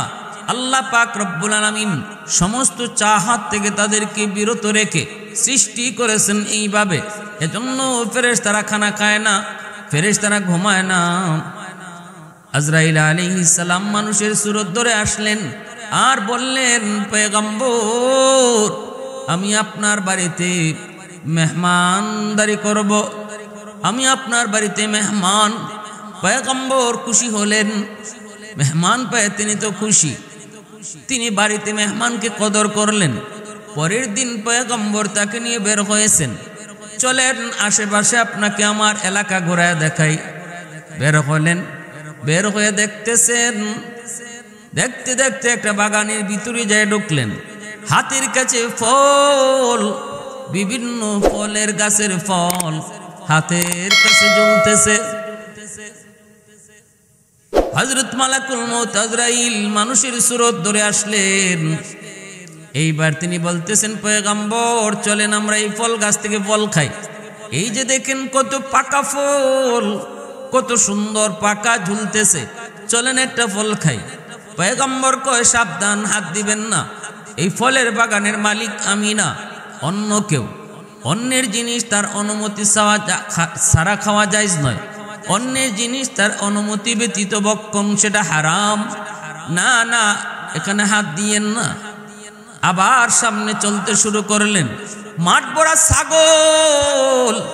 ছাগল দেখার পর ফেরেশতা মালাকুল মউত আজরাইল আল্লাহর পয়গম্বরকে কয়, চলেন একটা ছাগল এখান থেকে জবাই করে আমরা খেয়ে ফেলি। পয়গম্বর কয়, আপনি তো বড় অদ্ভুত মানুষ মিয়া, আপনি তো বড় আজীব মানুষ, হালাল খাবার আপনার সামনে দিলাম খান নাই, আর এখন হারাম খাওয়ার জন্য পাগল হয়ে গেছেন। কি ব্যাপার? এই ছাগলগুলা তো আমরা মালিক না, অন্যের জিনিস খাবো কেমন করে? হারাম হারাম হারাম। আপনারে হালাল জিনিস দিলাম, আমার ঘরের খাবার খাইলেন না। এবার তিনি বলতেছেন, না আমি আপনারে পরীক্ষা করেছি, দুনিয়ার প্রতি আপনার লোভ আছে কিনা। আল্লাহর পয়গম্বর ইদ্রিস আলাইহিস সালাম অবাক হলেন, সন্দেহে পড়ে গেলেন, লোকটা কি তার পরিচয়? সে আমারে পরীক্ষা করতেছে। ঘটনা কি একদিন, 2 দিন, 3 দিন যাওয়ার পর আজরাইল আলাইহিস সালামের চাল চলন দেখে নবীর সন্দেহ বেড়ে গেল। তিনি এবার বলতেছেন, কসম, আল্লাহর কসম, আপনি বলেন আপনি কে, আপনার পরিচয়টা কি আগে আমারে শোনান। এতদিন পর্যন্ত বলতেছি বলেন না, আল্লাহর কসম করে বলি আপনার পরিচয়টা শোনান। সাথে সাথে আল্লাহর নূরের তৈরি ফেরেশতা মালাকুল মউত আজরাইল বলেন, পয়গম্বর আমি মানুষ না, আমি আল্লাহর ফেরেশতা মালাকুল মউত। পয়গম্বর ইদ্রিস, আপনি কি সেই মালাকুল মউত যিনি মানুষের রূহ কবজ করে? বলে হ। পয়গম্বর ইদ্রিস কয়, তাহলে বুঝি আপনি আমার রূহ কবজ করতে আসছেন? আজরাইল আলাইহিস সালাম কয়, না না না গো নবী, আপনি আপনার রূহ কবজ করতে আসি নাই, আপনার রূহ কবজের নির্দেশ এখনো আসে নাই। তবে আমি এসেছি আপনার কিছু গুণের উপর আসক্ত হয়ে, আপনার ইবাদত বন্দেগী আল্লাহর গোলামির প্রতি আসক্ত হয়ে এসেছি আপনার সাথে বন্ধুত্ব করার জন্য। আমি আপনার সাথে বন্ধুত্ব করতে চাই। পয়গম্বর কয়, আমার সাথে যদি আপনি বন্ধুত্ব করতে চান তাহলে শর্ত আছে। আমার শর্ত যদি মানেন আমি আপনার সাথে বন্ধুত্ব করব। কি শর্ত? 1 নম্বর শর্ত হলো, মরণের কষ্ট কেমন আমার বুঝতে একটু মন চায়, আপনি আমারে একটু মরণের কষ্টটা বুঝাইবেননি, আপনি আমারে মরণের কষ্টটা একটু সচক্ষে দেখাইবেননি। তখনই আজরাইল আলাইহিস সালাম কয়, এটা তো আমার হাতে না, আপনার রূহ কবজ কইরা আপনার মরণের কষ্ট সচক্ষে দেখাবো, এটা তো আমার হাতে না, আল্লাহর কাছ থেকে পারমিশন নিতে হবে। পয়গম্বর কয়, তাহলে আল্লাহর কাছ থেকে একটু অনুমতি নেন। মালাকুল মউত আজরাইল আলাইহিস সালাম আল্লাহর কাছে ডাক দিয়া কয়, মালিক, তোমার পয়গম্বর মরণের কষ্ট নিজের সচক্ষে দেখতে চায়, আল্লাহ অনুমতি আসেনি। আল্লাহ কয়, ঠিক আছে, অনুমতি দিলাম। আজরাইল আলাইহিস সালাম কয়, আপনি শোন। পয়গম্বর তিনি শুইলেন, রূহ কবজ শুরু হয়ে গেল, জান কবজ শুরু হয়ে গেল। জান কবজ সমাপ্ত হলো, একটু পরে আবার রূহটা তার কাছে ফিরে দেওয়া হলো। পয়গম্বর এবার তিনি আবার উঠলেন, মরলেন, আবার জীবিত হলেন। মৃত্যুবরণ এবং হায়াত, মরণ আর হায়াত একমাত্র আল্লাহর হাতে। আল্লাহ পাক রব্বুল আলামিন যারে চান তারে মরণ দেন, যারে চান আল্লাহ জীবন দেন। এই ক্ষমতা একমাত্র কার? একমাত্র আল্লাহ। কাদিরে কুদরত দারি বর কামাল, কাদিরে কুদরত দারি বর কামাল, আনতা রব্বি আনতা হাসবি যুল জালাল, আনতা রব্বি আনতা হাসবি যুল জালাল। আল্লাহ পাকের হাতে আল্লাযী খালাকাল মাউতা ওয়াল হায়াতা লিয়াবলুয়াকুম আইয়ুকুম আহসানু আমালা। হায়াত মউত আল্লাহ পাক সৃষ্টি করেছেন। পয়গম্বর ইদ্রিস আলাইহিস সালাম মউতের কষ্ট, মউতের যন্ত্রণা নিজের চোখে দেখার জন্য নিজে আবদার করে তিনি মউতের কোলে ঢলে পড়লেন। মালাকুল মউত রূহ কবজ করলেন। আবার আল্লাহর হুকুমে তার দেহে রূহ ফিরে দেওয়া হলো। জীবিত হওয়ার পর আল্লাহর পয়গম্বরকে মালাকুল মউত জিজ্ঞেস করে, নবী গো আপনি মরণ কেমন দেখলেন? আপনি মরণ কেমন দেখলেন? পয়গম্বর ইদ্রিস তখন বলতেছে, ভাই আজরাইল, একটা জীবিত পশুর চামড়া উল্টা সিলাইলে যেই পরিমাণ কষ্ট ওই পশুটা ভোগ করবে, এর চেয়ে হাজার হাজার গুণ বেশি কষ্ট, মৌতের কষ্ট আমি টের পেয়েছি। আজরাইল আলাইহিস সালাম কয়, নবী গো কসম খুদার, দুনিয়ার শুরু থেকে আজ পর্যন্ত কোনো মাখলুকের রূহ কবজ আমি এত আসানের সাথে করি নাই, যতটা সহজ ভাবে আমি আপনার রূহ কবজ করেছি। কারণ এটা আসলি রূহ কবজ করা নয়, এটা আপনারে চাক্ষুষ দেখানো। এজন্যই আমি যত সহজ ততটা সহজ আমি আপনার ক্ষেত্রে করেছি। আল্লাহর পয়গম্বর ইদ্রিস আলাইহিস সালাম তিনি বুঝলেন মৌতের কষ্ট কত কঠিন, মৌতের যন্ত্রণা কত কঠিন। পয়গম্বর ইদ্রিস এবার মালাকুল মউতকে ডাক দেয়া কয়, ভাই আজরাইল, তোমার সাথে আমার বন্ধুত্ব হবে, আর একটা শর্ত আছে। কি সেই শর্ত? কই শর্তটা হলো আল্লাহ পাকের তৈরি জাহান্নাম আমার একটু নিজের চোখে দেখাইবানি। জাহান্নাম দেখতে মন চায়, আমাকে একটু জাহান্নাম তুমি দেখাইবানি। আল্লাহর কাছে আবদার করে, আল্লাহ আপনার পয়গম্বর ইদ্রিস জাহান্নাম নিজের চোখে দেখতে চায়। আল্লাহ কয় অনুমতি দিলাম। আজরাইল আলাইহিস সালাম পয়গম্বর ইদ্রিসকে নিয়া জাহান্নামের কিনারায় আইসা জাহান্নাম দেখাইলেন। জাহান্নাম দেখলেন, জিজ্ঞেস করলেন, নবী গো কেমন দেখলেন? আল্লাহর পয়গম্বর কয়, এত ভয়াবহ কল্পনা করি নাই। আল্লাহ যা কইছে বাস্তবের চেয়ে হাজার হাজার কোটি কোটি গুণ বেশি আযাব আর কষ্ট। একথা আমার নবীও বলেছেন। নবীজি মেরাজে রজনীতে জাহান্নাম নিজের চোখে দেখছেন, জান্নাত নিজের চোখে দেখছেন।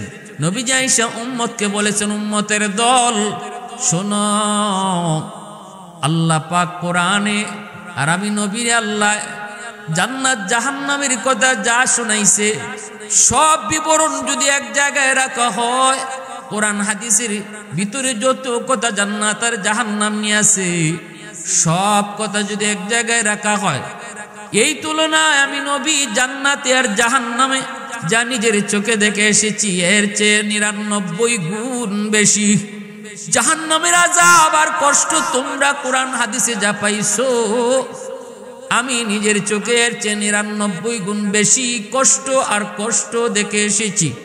জান্নাতের সুখ শান্তি কোরআন হাদিসের ভিতরে তোমরা যা শুনেছো আর পাইছো, আমি নবী জান্নাতের সুখ শান্তি যা দেখছি এটা 99 গুণ বেশি, বাস্তবে 99 গুণ বেশি। পয়গম্বর ইদ্রিস তিনিও বলতেছে, ভাই আজরাইল, যা জেনেছি এর চেয়ে বাস্তবে 1000 গুণ বেশি। এবার আল্লাহর পয়গম্বর ইদ্রিস ডাক দিয়ে কয়, ওগো ভাই আজরাইল, আরেকটা আবদার তোমার কাছে করি, এরপরে আমার আর তোমার মধ্যে বন্ধুত্ব হয়ে যাবে।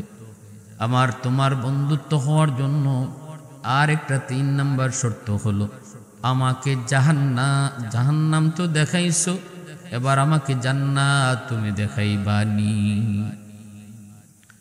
পয়গম্বর জান্নাত দেখার আবদার করলেন, কিন্তু ভিতরে ভিতরে একটা ইচ্ছা, একটা নিয়ত তার আছে। এটা মালাকুল মউত আজরাইলকে বুঝাইলেন না। দিলের খবর আজরাইল জানে না, দিলের খবর জানেন কে? আল্লাহ। দিলের খবর জানেন কে? আল্লাহু আলিমুম বিযাতিস সুদূর। অন্তরের খবর একমাত্র জানেন কে? আল্লাহ। আজরাইল আলাইহিস সালামও জানে না, ফেরেশতা জিবরাইলও জানে না, আমার আপনার নবীও অন্তরের খবর জানে না, বড় পীর আব্দুল কাদের জিলানীও অন্তরের খবর জানে না। তাহলে আমার পীর সাহেব কেমনে জানবো? আমার আট্রসি চন্দ্রপাড়া আর এরকম মাজারি এরা কেমনে জানবো? মাইজ ভান্ডারি কেমনে জানবো? কোন ওলি আল্লাহ অন্তরের খবর জানে না, নবীরাই জানে না। জানেন শুধু একমাত্র কেবলমাত্র শুধুমাত্র আল্লাহ।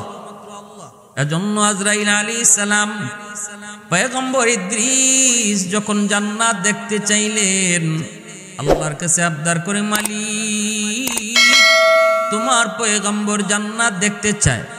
আল্লাহ কয় নেও মঞ্জুর। জান্নাতের পারে আসলেন, গেইটের পাশে দাঁড়ালেন। মালাকুল মউত আজরাইল কয় নবী গো জুতা খুলেন। জান্নাত পাক ও পবিত্র, জুতা খুলে প্রবেশ করেন, কিন্তু দেরি করবেন না, দেখেই কিন্তু দ্রুত আইয়েন। নবী কই ঠিক আছে, দেরি করব না। এই বইলে নবী ঢুকলেন। আজরাইল আলাইহিস সালাম জান্নাতের গেটে দাঁড়ানো, তিনি ভিতরে ঢুকলেন। আজ নিয়ামতগুলি তিনি দেখলেন, আবার দেখেই তিনি বের হয়ে আসলেন। আইসাই আজরাইল আলাইহিস সালামের কাছে আইসাই দেরি করলেন না, আবার জান্নাতের ভিতরে ঢুকে পড়লেন। আজরাইল আলাইহিস সালাম কয় নবী গো আপনি এমন কেন করেন? আপনার তো কথা হলো আপনি ঢুকে বের হয়ে আসবেন, আবার কেন ভিতরে ঢুকলেন? পয়গম্বর জান্নাতের ভিতর থেকে ডাক দিয়ে কয় ভাই আজরাইল, এবার তুমি তোমার কামে চলে যাও, আমি আর জান্নাত থেকে বের হব না। ঢুকে পড়ছি তো ঢুকে পড়েছি, আর বের হব না। কারণ হয়তো তুমি জানো না, আমার আল্লাহ জান্নাতের ভিতরে একবার যারে ঢুকায় আর বের করে না। আল্লাহ পাকের আদেশ, মৃত্যুর স্বাদ সমস্ত প্রাণীকেই ভোগ করতে হবে। কুল্লু নাফসিন যায়িকাতুল মাউত। আমি মৌতের স্বাদ পাইলিছি, মৌতের মজা আমার একবার বুঝ হয়ে গেছে। আরেকটা হলো আল্লাহ বলেছেন জাহান্নাম না দেখে কাউকে জান্নাতে ঢুকাবে না, সেই জাহান্নাম আমি দেখে এসেছি। আরেকটা আল্লাহর ওয়াদা হলো জান্নাতে ঢুকাইলে আর কখনো তারে জমিনে দিবে না। অতএব তোমার সাথে আমার একটা ওয়াদা ছিল, ঢুকে আবার বাইরে আইমু। আমি বের হইয়া এসে তোমার ওয়াদাও রক্ষা করছি।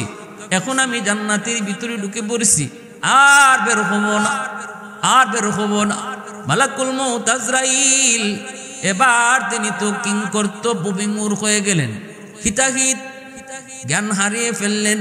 কি করবেন কি না কিছুই বুঝেন না। আল্লাহর কাছে কই মালিক তোমার পয়গম্বর ইদ্রিসকে তুমি কই সুবিধা আমি জান্নাতের ভিতরে ঢুকাইছি, এখন ঢুকছে তো ঢুকছে আর বাইরে তো চায় না। আল্লাহ এখন আমি কি করব? আল্লাহ পাক কয় আজরাইল তুমি তোমার কামে চলে যাও। আমার কুদরতের ফয়সালাও এমনটাই ছিল, আমার কুদরতি ফয়সালাও এমনই ছিল। আমার ইদ্রিসকে আমি জান্নাতের ভিতরে সুখ স্বাচ্ছন্দ্যে তারে আমি জান্নাতে চিরস্থায়ীভাবে রেখে দিব। যাও তুমি তোমার কাজে চলে যাও। আল্লাহ পাক রব্বুল আলামিন জান্নাতের ভিতরে ইদ্রিস আলাইহিস সালামকে রেখে দিলেন, তিনি এখানেই থাকবেন। এই যে রাওয়ায়াতটা, এই যে বর্ণনাটা, এই বর্ণনাটা অনেক কিতাবে লিখছেন, এটা ভিত্তিহীন। অনেকে অনেক জায়গায় বলেন এর কোনো ভিত্তি পাওয়া যায় না। অনেকগুলা প্রশ্ন এই ঘটনার সাথে সংঘর্ষ, কোরআন হাদিসের অনেক আলোচনা এই ঘটনার সাথে সংঘর্ষ। এজন্য এই ঘটনা বর্ণনা করাও ঠিক না। যারা বলে না শোনার জন্য বলবো, এজন্য বলি মূল ঘটনাটা কোরআন আর হাদিস থেকে আমি যা বলেছি। পয়গম্বর ইদ্রিস আলাইহিস সালামের মওত হয়েছে চতুর্থ আকাশে। আল্লাহ পাক চতুর্থ আকাশে উঠাইলেন, আর এখানেই তার মরণ হয়েছে। নামাজ তুমি পড়বা 2 রাকাত, সওয়াব পাইবে 4 রাকাত। দান করবে তুমি 1 টাকা, সওয়াব পাইবে 2 টাকা। রোজা রাখবে তুমি একটা, সওয়াব দিব দুইটা। যাবতীয় আমল আমি আল্লাহ তোমাকে ডাবল সওয়াব দিব। এই সুসংবাদ পাওয়া মাত্রই আল্লাহর পয়গম্বর হযরত ইদ্রিস আলাইহিস সালাম তিনি মনে মনে ভাবলেন, তাহলে আল্লাহর কাছে আমি লম্বা হায়াত চাইব, যেন জিন্দেগিতে বেশি বেশি নেক আমল নিয়া বেশি বেশি সওয়াব আল্লাহর দরবারে হাজির করতে পারি। যেহেতু আমল করব একটা, সওয়াব পাইব দ্বিগুণ।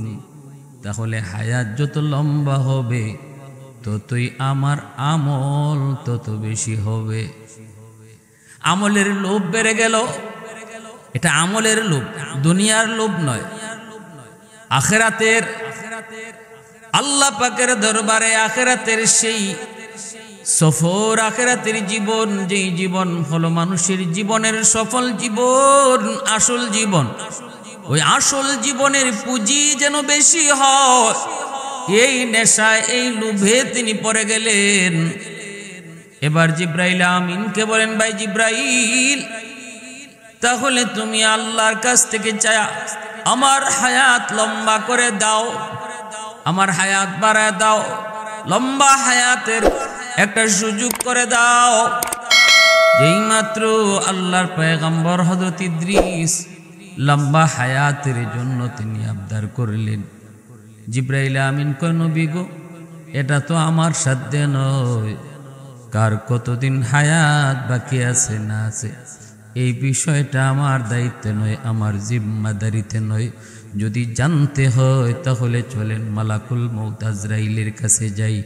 আপনার আর কতদিন দুনিয়াতে আপনি জীবিত আছেন এই বিষয়টা যদি কিছুটা জানে তবে আজরাইল জানবে। ভাইরা বন্ধুরা, এই বইলা মালাকুল মউত আজরাইল আলাইহিস সালাম চতুর্থ আকাশে যার হেডকোয়ার্টার, যেখানে তিনি থাকেন, ওই জায়গায় জিব্রাইল আমিন আল্লাহর পয়গম্বর হযরত ইদ্রিস আলাইহিস সালামকে নিয়ে হাজির। জিব্রাইল আমিন ডাক দিয়া কয়, ভাই আজরাইল, একটু কও না, পয়গম্বর ইদ্রিসের হায়াত কি শেষ নাকি আরো কিছুদিন আছে? একটু জানার ইচ্ছা হয়েছে। ওই অবস্থায় মালাকুল মউত আজরাইলের কাছে আল্লাহর পক্ষ থেকে নির্দেশ এসেছিল। ওনারা যাবার আগে আল্লাহর পক্ষ থেকে নির্দেশ এসেছিল, আজরাইল, আমার পয়গম্বর ইদ্রিসের জান কবজ করো। তাও কোথায়? চতুর্থ আসমানে আমার পয়গম্বর ইদ্রিসের জান কবজ করো। মালাকুল মউত আজরাইল তো অবাক তো হওয়ার কথাই, কেমনে জান কবজ করব একজন মানুষটাকে দুনিয়া? আর আল্লাহ বলেছেন চতুর্থ আসমানে, কেমনে সেটা সম্ভব? কি করে সেটা হয়? তিন জিনিস, কার, কোথায়, কখন মরণ হবে একমাত্র জানেন কে? আল্লাহ। একমাত্র জানেন আল্লাহ, আর কেউ জানে না, কেউ জানে না কার মরণ কখন হবে, কোথায় হবে, জানেন শুধু একমাত্র আল্লাহ। মালাকুল মউত আজরাইল মৃত্যুর 40 দিন আগে তিনি টের পান, বিশাল বড় একটা গাছ, গাছের পাতাটা 40 দিন পর পর রং বদলে। মৃত্যুর 40 দিন আগে গাছের ওই পাতাটা মাটিতে পড়ে যায়। যেই পাতার মধ্যে মানুষটার নাম লেখা থাকবে, তার ঠিকানা লেখা থাকবে, তখনই আজরাইল আলাইহিস সালাম ওই গাছের পাতা উঠায়া তিনি জানতে পারেন তখন ওই মানুষটার হায়াত শেষ, আর মাত্র 40 দিন বাকি আছে। আজরাইল আলাইহিস সালাম 40 দিন আগে কার কখন কোথায় কিভাবে মরণ কিছুই জানেন না। আল্লাহ পাক নির্দেশ দিলেন, আজরাইল, আমার পয়গম্বর ইদ্রিসের রূহ কবজ করো। চতুর্থ আসমানে মালাকুল মউত অবাক, কেমনে সেটা সম্ভব? ওই অবস্থায় জিব্রাইল আমিন যায় বলতেছেন, ভাই আজরাইল, একটু কও না, পয়গম্বর ইদ্রিসের আর কতদিন দুনিয়াতে জীবিত আছেন, হায়াত আর কতদিন বাকি, ইনি তো আল্লাহর কাছে লম্বা হায়াত চাইতেছেন। তখনই আজরাইল আলাইহিস সালাম অবাক নয়নে জিব্রাইল আমিনের দিকে তাকায় বলতেছেন, ভাইয়াজ জিব্রাইল, একটু তাড়াতাড়ি আমাকে বলো পয়গম্বর ইদ্রিস কোথায়? এখন উনি কোথায়? কইনি আপনার অফিসের সামনেই। মালাকুল মউত আজরাইল তো অবাক। আমি তো মনে মনে ভাবতেছিলাম পয়গম্বর ইদ্রিসের রূহ কবজ করব, তাও জমিনে না আসমানে, তাও প্রথম আসমানে না চতুর্থ আসমানে। কেমনে সেটা সম্ভব এতটুকু সময়ের ভিতরে? অথবা তিনি জমিন থেকে আসমানে আসবেন কেমনে? কিন্তু আল্লাহ পাকের কুদরত বুঝা বড় দায়। ইদ্রিস নিজেই আবদার করে চতুর্থ আকাশে পৌঁছে গেলেন। এতেই বোঝা গেল আল্লাহ পাক যার মরণ যেখানে লিখে রাখছে, ওই জায়গায় আল্লাহ পাক তারে কোনো না কোনো সুরতে, কোনো না কোনো উসিলায় এখানে আল্লাহ তারে পৌঁছাবেই। হয়তো সে নিজের ইচ্ছাই সেখানে হাজির হবে। আল্লাহ পাক রব্বুল আলামিন তারে এখানে পৌঁছাবে, এখানে হাজির করবে। সুলাইমান পয়গম্বরের জমানার এক ঘটনা। এক লোক আল্লাহ পাক রব্বুল আলামিনের পক্ষ থেকে আজরাইল আলাইহিস সালামের কাছে নির্দেশ হলো, হিন্দুস্তানে অমুক একটা লোক, তার রূহ কবজ করো। ওই অবস্থায় মালাকুল মউত আজরাইল সুলাইমান আলাইহিস সালামের কাছে দাঁড়ানো। আল্লাহর নির্দেশ, এই মুহূর্তে তুমি তারে এমন একটা লোক, এই লোকটারে হিন্দুস্তানে যান কবজ করো।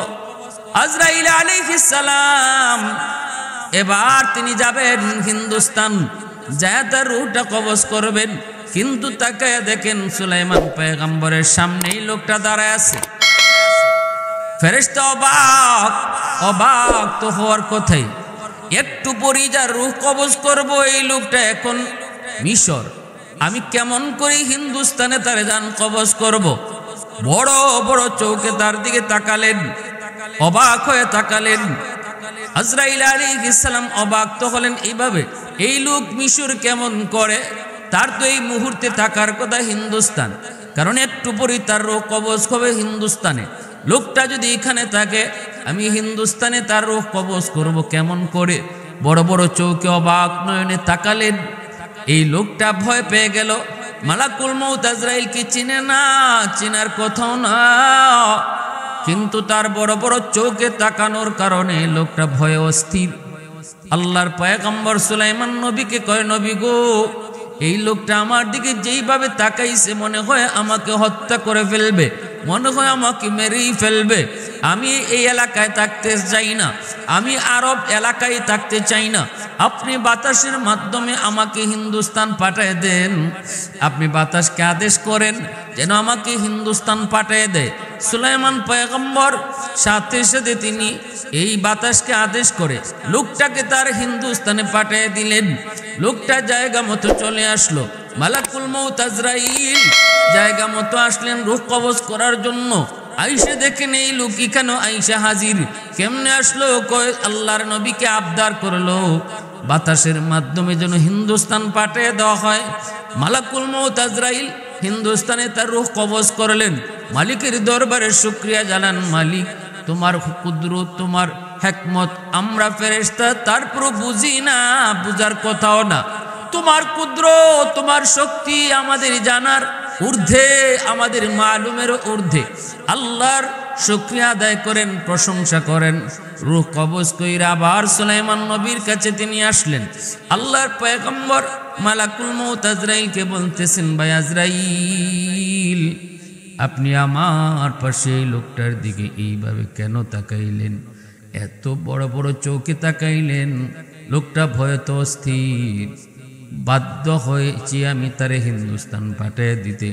বাতাসের মাধ্যমে দ্রুত গতিতে তারে হিন্দুস্তান পাঠিয়ে দেওয়া হয়েছে শুধুমাত্র আপনার চাওয়ার ডরে, আপনারই তাকানোর ভয়ে লোকটা আমাকে পাগল করে তুলেছে। আমিও তারে পাঠিয়ে দিছি। কিন্তু এবার আপনি আমাকে একটু বলেন, কেন আপনি তার দিকে এইভাবে তাকাইলেন? কেন তার দিকে এইভাবে আপনি তাকাইলেন?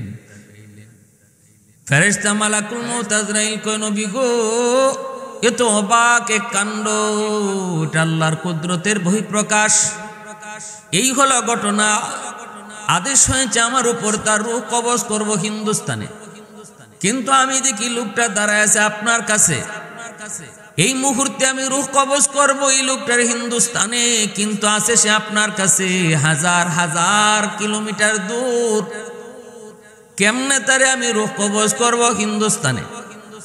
এই কারণে আমি তার দিকে অবলোক নয়নে, অবাক নয়নে তার দিকে তাকাইছি। এই লোক এখানে কেন? এ তো এখানে থাকার কথা, এই লোক এখানে কেন? এজন্য অবাক নয়নে তাকাইছি। কিন্তু আল্লাহ পাকের কুদরত বুঝা বড় দায় গো নবী, সে নিজে আপনার কাছে প্রস্তাব করলো যেন আপনি তারে হিন্দুস্তানে পাঠিয়ে দেন, আর আপনিও পাঠিয়ে দিছেন। আর এই মাত্র আমি তার রূহটা কবজ কইরা আপনার কাছে হাজির হয়েছি। मौत को समझाए गाफिल इख्तिताम है जिंदगी, मौत को समझाए गाफिल इख्तिताम है जिंदगी, दर हकीकत मौत है सुबह हयात जिंदगी। मौत को मत दूर समझो, मौत है हर दम करीब, मौत को मत दूर समझो, मौत है हर दम करीब, तुमको मोहलत न मिलेगी लब हिलाने ऐ गरीब, तुमको मोहलत न मिलेगी लब हिलाने ऐ गरीब। एजন্য कवि कय मौत के जे दूरे मने करे से आहमक से बुका। मौत तुम्हार खूब काছে, মনে করবো না মৌত দূরে।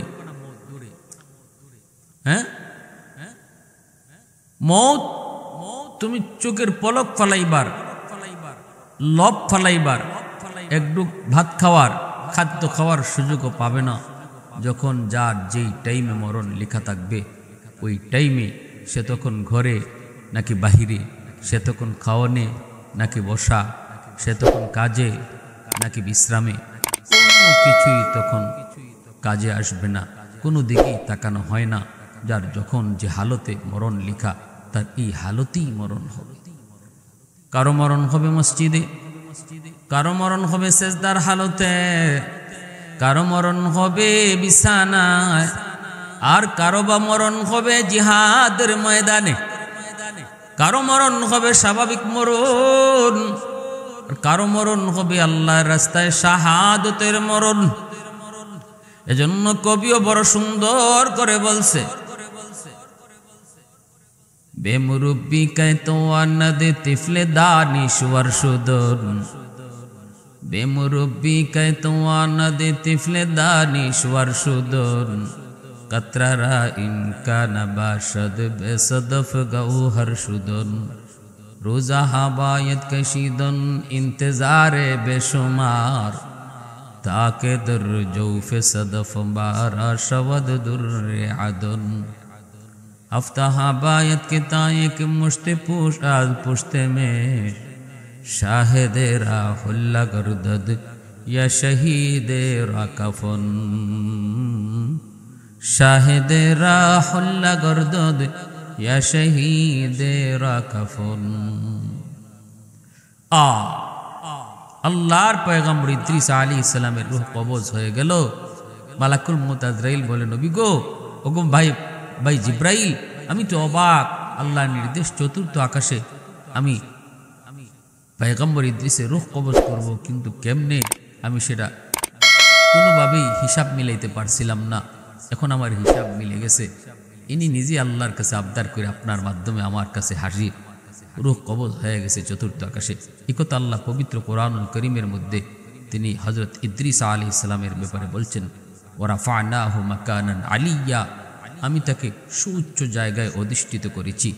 এই সুউচ্চ জায়গার অধিষ্ঠিত করেছেন, এর তাফসীর লিখতে যে আল্লামা ইবনে কাসির তিনি বলছেন যে হযরত ইদ্রিস আলাইহিস সালামকে আল্লাহ চতুর্থ আকাশে রেখেছেন। আর বুখারী শরীফের হাদিসের মধ্যে এসেছে, রসুল মেরাজে যখন গেলেন চতুর্থ আকাশে হযরত ইদ্রিস আলাইহিস সালামের সাথে সাক্ষাৎ হয়েছে। কিন্তু অন্য আরেকটা রিওয়ায়াতের মধ্যে এসেছে, অন্য আরেকটা বর্ণনার মধ্যে এসেছে,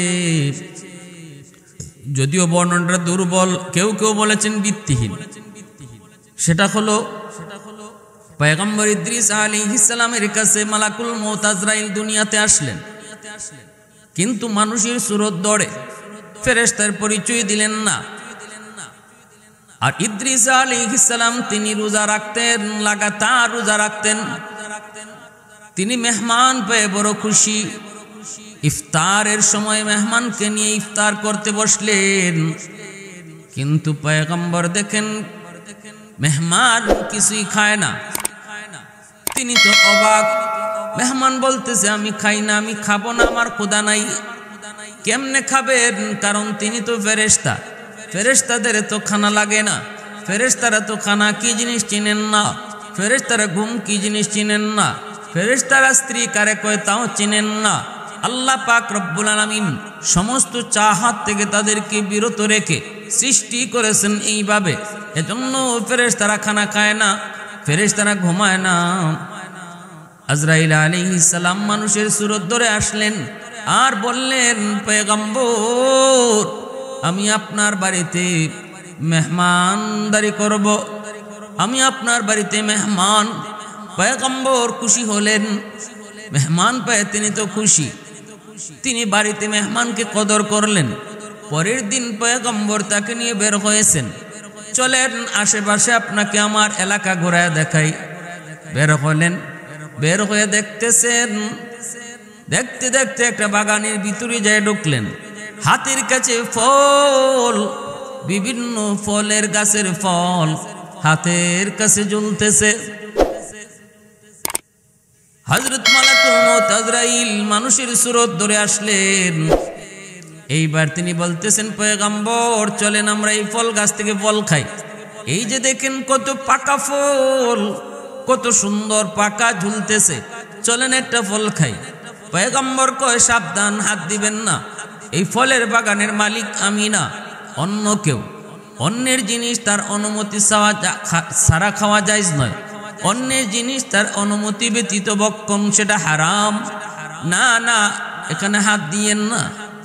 আবার সামনে চলতে শুরু করলেন।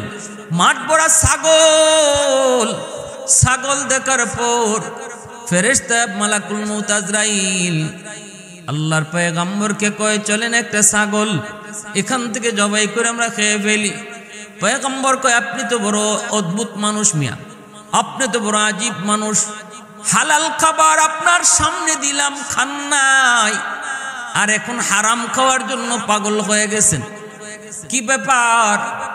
এই ছাগলগুলা তো আমরা মালিক না, অন্যের জিনিস খাবো কেমন করে? হারাম হারাম হারাম। আপনারে হালাল জিনিস দিলাম, আমার ঘরের খাবার খাইলেন না। এবার তিনি বলতেছেন না আমি আপনারে পরীক্ষা করেছি, দুনিয়ার প্রতি আপনার লোভ আছে কিনা। আল্লাহর পয়গম্বর ইদ্রিস আলাইহিস সালাম অবাক হলেন, সন্দেহে পড়ে গেলেন লোকটা কি তার পরিচয়। সে আমারে পরীক্ষা করতেছে। ঘটনা কি একদিন, 2 দিন, 3 দিন যাওয়ার পর আজরাইল আলাইহিস সালামের চাল চলন দেখে নবীর সন্দেহ বেড়ে গেল। তিনি এবার বলতেছেন কসম, আল্লাহর কসম, আপনি বলেন আপনি কি, আপনার পরিচয়টা কি আগে আমারে শোনান। এতদিন পর্যন্ত বলতেছি বলেন না, আল্লাহর কসম করে বলি আপনার পরিচয়টা শোনান। সাথে সাথে আল্লাহর নূরের তৈরি ফেরেশতা মালাকুল মউত আজরাইল বলেন পয়গম্বর আমি মানুষ না, আমি আল্লাহর ফেরেশতা মালাকুল মউত। পয়গম্বর ইদ্রিস আপনি কি সেই মালাকুল মউত যিনি মানুষের রূহ কবজ করে? বলে হ।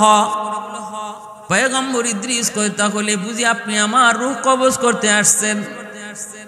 আজরাইল আলাইহিস সালাম কয় না না না গো নবী, আপনি আপনার রূহ কবজ করতে আসি নাই, আপনার রূহ কবজের নির্দেশ এখনো আসেনি। তবে আমি এসেছি আপনার কিছু গুণের উপর আসক্ত হয়ে, আপনার ইবাদত বন্দেগী আল্লাহর গোলামির প্রতি আসক্ত হয়ে এসেছি আপনার সাথে বন্ধুত্ব করার জন্য। আমি আপনার সাথে বন্ধুত্ব করতে চাই। পয়গম্বর কয় আমার সাথে যদি আপনি বন্ধুত্ব করতে চান তাহলে শর্ত আছে। আমার শর্ত যদি মানেন আমি আপনার সাথে বন্ধুত্ব করব। কি শর্ত?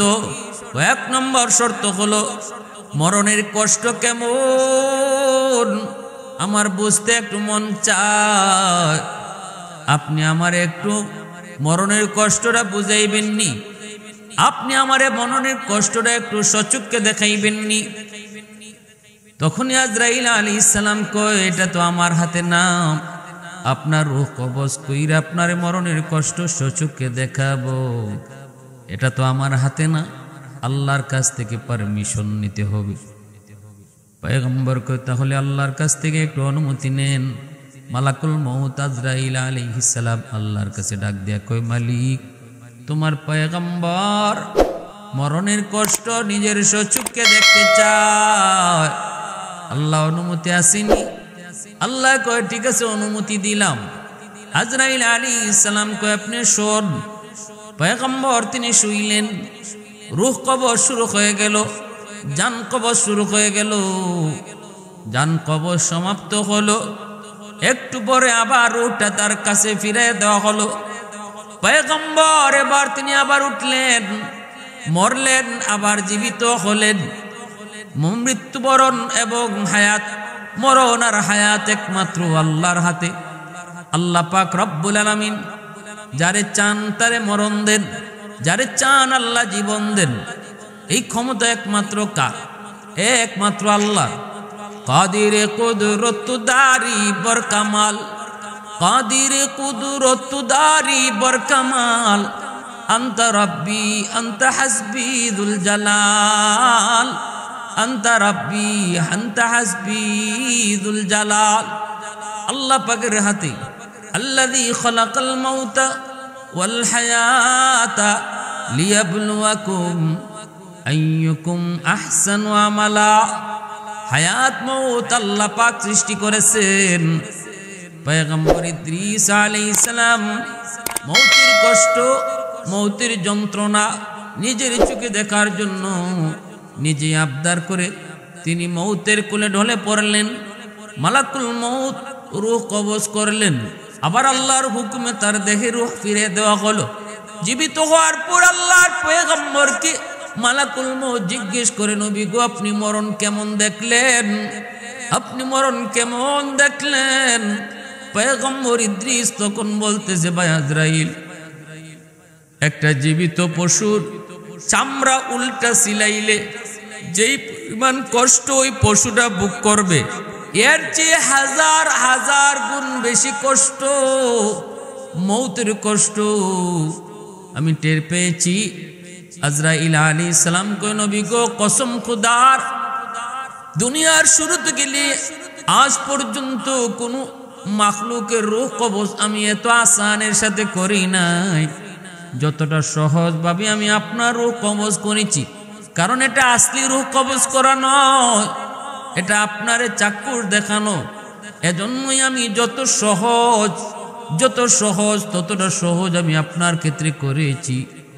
আল্লাহর পয়গম্বর ইদ্রিস আলাইহিস সালাম তিনি বুঝলেন মৌতের কষ্ট কত কঠিন, মৌতের যন্ত্রণা কত কঠিন। পয়গম্বর ইদ্রিস এবার মালাকুল মউতকে ডাক দেয়া কয়, ভাই আজরাইল, তোমার সাথে আমার বন্ধুত্ব হবে, আর একটা শর্ত আছে। কি সেই শর্ত? কয় শর্তটা হলো আল্লাহ পাকের তৈরি জাহান্নাম আমার একটু নিজের চোখে দেখাইবানি। জাহান্নাম দেখতে মন চায়, আমাকে একটু জাহান্নাম তুমি দেখাইবানি। আল্লাহর কাছে আবদার করে, আল্লাহ, আপনার পয়গম্বর ইদ্রিস জাহান্নাম নিজের চোখে দেখতে চায়। আল্লাহ কয়, অনুমতি দিলাম। আজরাইল আলাইহিস সালাম পয়গম্বর ইদ্রিসকে নিয়া জাহান্নামের কিনারায় আইসা জাহান্নাম দেখাইলেন।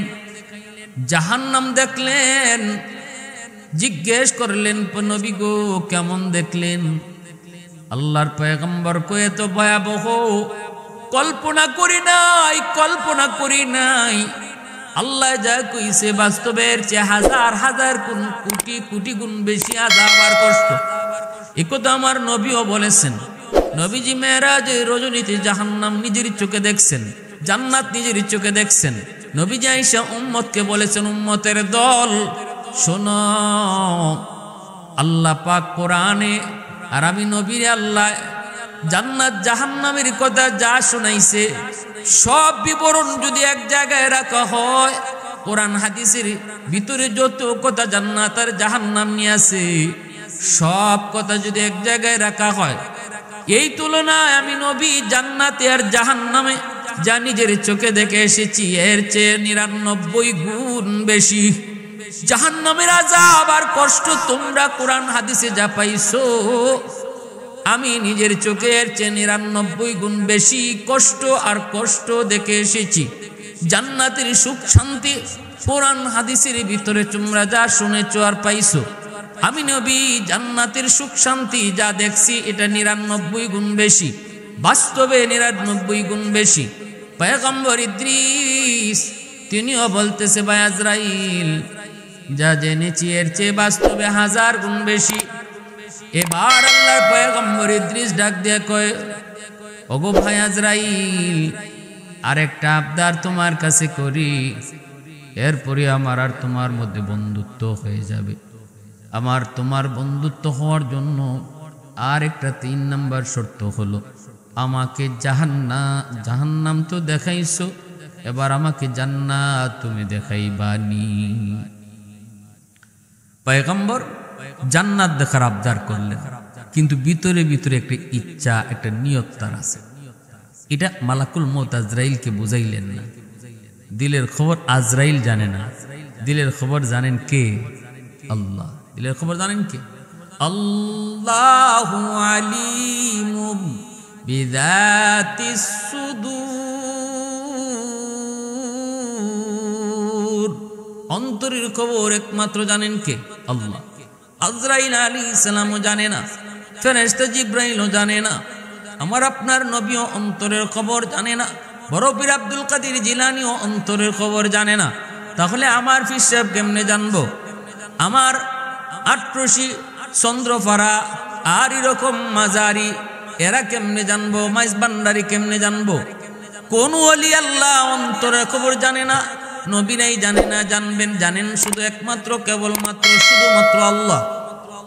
এজন্য আজরাইল আলাইহিস সালাম পয়গম্বর ইদ্রিস যখন জান্নাত দেখতে চাইলেন, আল্লাহর কাছে আবদার করে, মালিক তোমার পয়গম্বর জান্নাত দেখতে চায়। আল্লাহ কয়, নেও মঞ্জুর। জান্নাতের পারে আসলেন, গেইটের পাশে দাঁড়ালেন। মালাকুল মউত আজরাইল কয়, নবী গো জুতা খুলেন। জান্নাত পাক ও পবিত্র, জুতা খুলে প্রবেশ করেন, কিন্তু দেরি করবেন না, দেখেই কিন্তু দ্রুত আইয়েন। নবী কই, ঠিক আছে, দেরি করব না। এই বইলে নবী ঢুকলেন। আজরাইল আলাইহিস সালাম জান্নাতের গেটে দাঁড়ানো, তিনি ভিতরে ঢুকলেন। আজ নিয়ামতগুলি তিনি দেখলেন, আবার দেখেই তিনি বের হয়ে আসলেন। আইসাই আজরাইল আলাইহিস সালামের কাছে আইসাই দেরি করলেন না, আবার জান্নাতের ভিতরে ঢুকে পড়লেন। আজরাইল আলাইহিস সালাম কয়, নবী গো আপনি এমন কেন করেন? আপনার তো কথা হলো আপনি ঢুকে বের হয়ে আসবেন, আবার কেন ভিতরে ঢুকলেন? পয়গম্বর জান্নাতের ভিতর থেকে ডাক দিয়ে কয়, ভাই আজরাইল, এবার তুমি তোমার কামে চলে যাও, আমি আর জান্নাত থেকে বের হব না। ঢুকে পড়ছি তো ঢুকে পড়েছি, আর বের হব না। কারণ হয়তো তুমি জানো না, আমার আল্লাহ জান্নাতের ভিতরে একবার যারে ঢুকায় আর বের করে না। আল্লাহ পাকের আদেশ, মৃত্যুর স্বাদ সমস্ত প্রাণীকেই ভোগ করতে হবে। কুল্লু নাফসিন যায়িকাতুল মাউত। আমি মৌতের স্বাদ পাইলিছি, মৌতের মজা আমার একবার বুঝ হয়ে গেছে। আরেকটা হলো আল্লাহ বলেছেন, জাহান্নাম না দেখে কাউকে জান্নাতে ঢুকাবে না। সেই জাহান্নাম আমি দেখে এসেছি। আরেকটা আল্লাহর ওয়াদা হলো, জান্নাতে ঢুকাইলে আর কখনো তারে জমিনে দিবে না। অতএব তোমার সাথে আমার একটা ওয়াদা ছিল, ঢুকে আবার বাইরে আইমু। আমি বের হইয়া এসে তোমার ওয়াদাও রক্ষা করছি।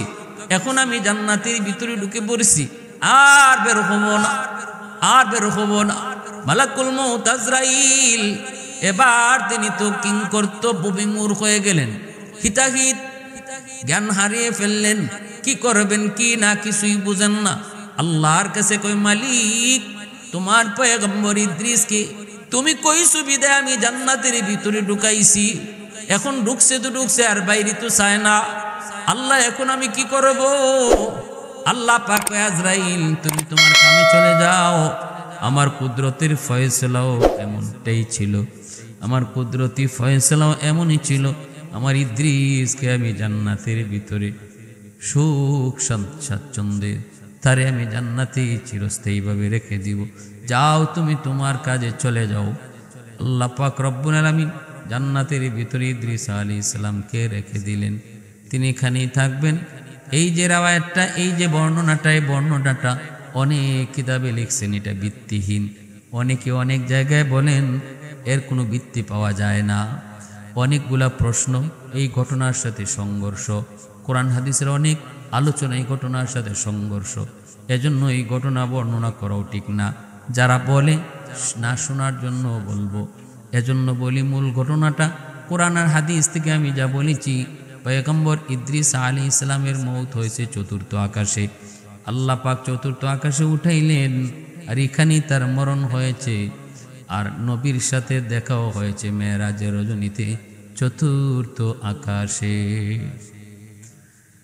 প্যারে হাজিরিন, এই হলো পয়গম্বর ইদ্রিস আলাইহিস সালামের সংক্ষিপ্ত কথা, যেখানে একটা সহিহ রাওয়ায়াত আছে আর আরেকটা কিছু ভিত্তিহীন আলোচনাও আছে। আল্লাহ আমাদেরকে সবসময় সঠিক নির্ভরযোগ্য আলোচনা শোনার এবং সে অনুযায়ী আমল করার, এখান থেকে শিক্ষণীয় কথা জানার তৌফিক আল্লাহ দান করুন। সবাই বলি আমিন।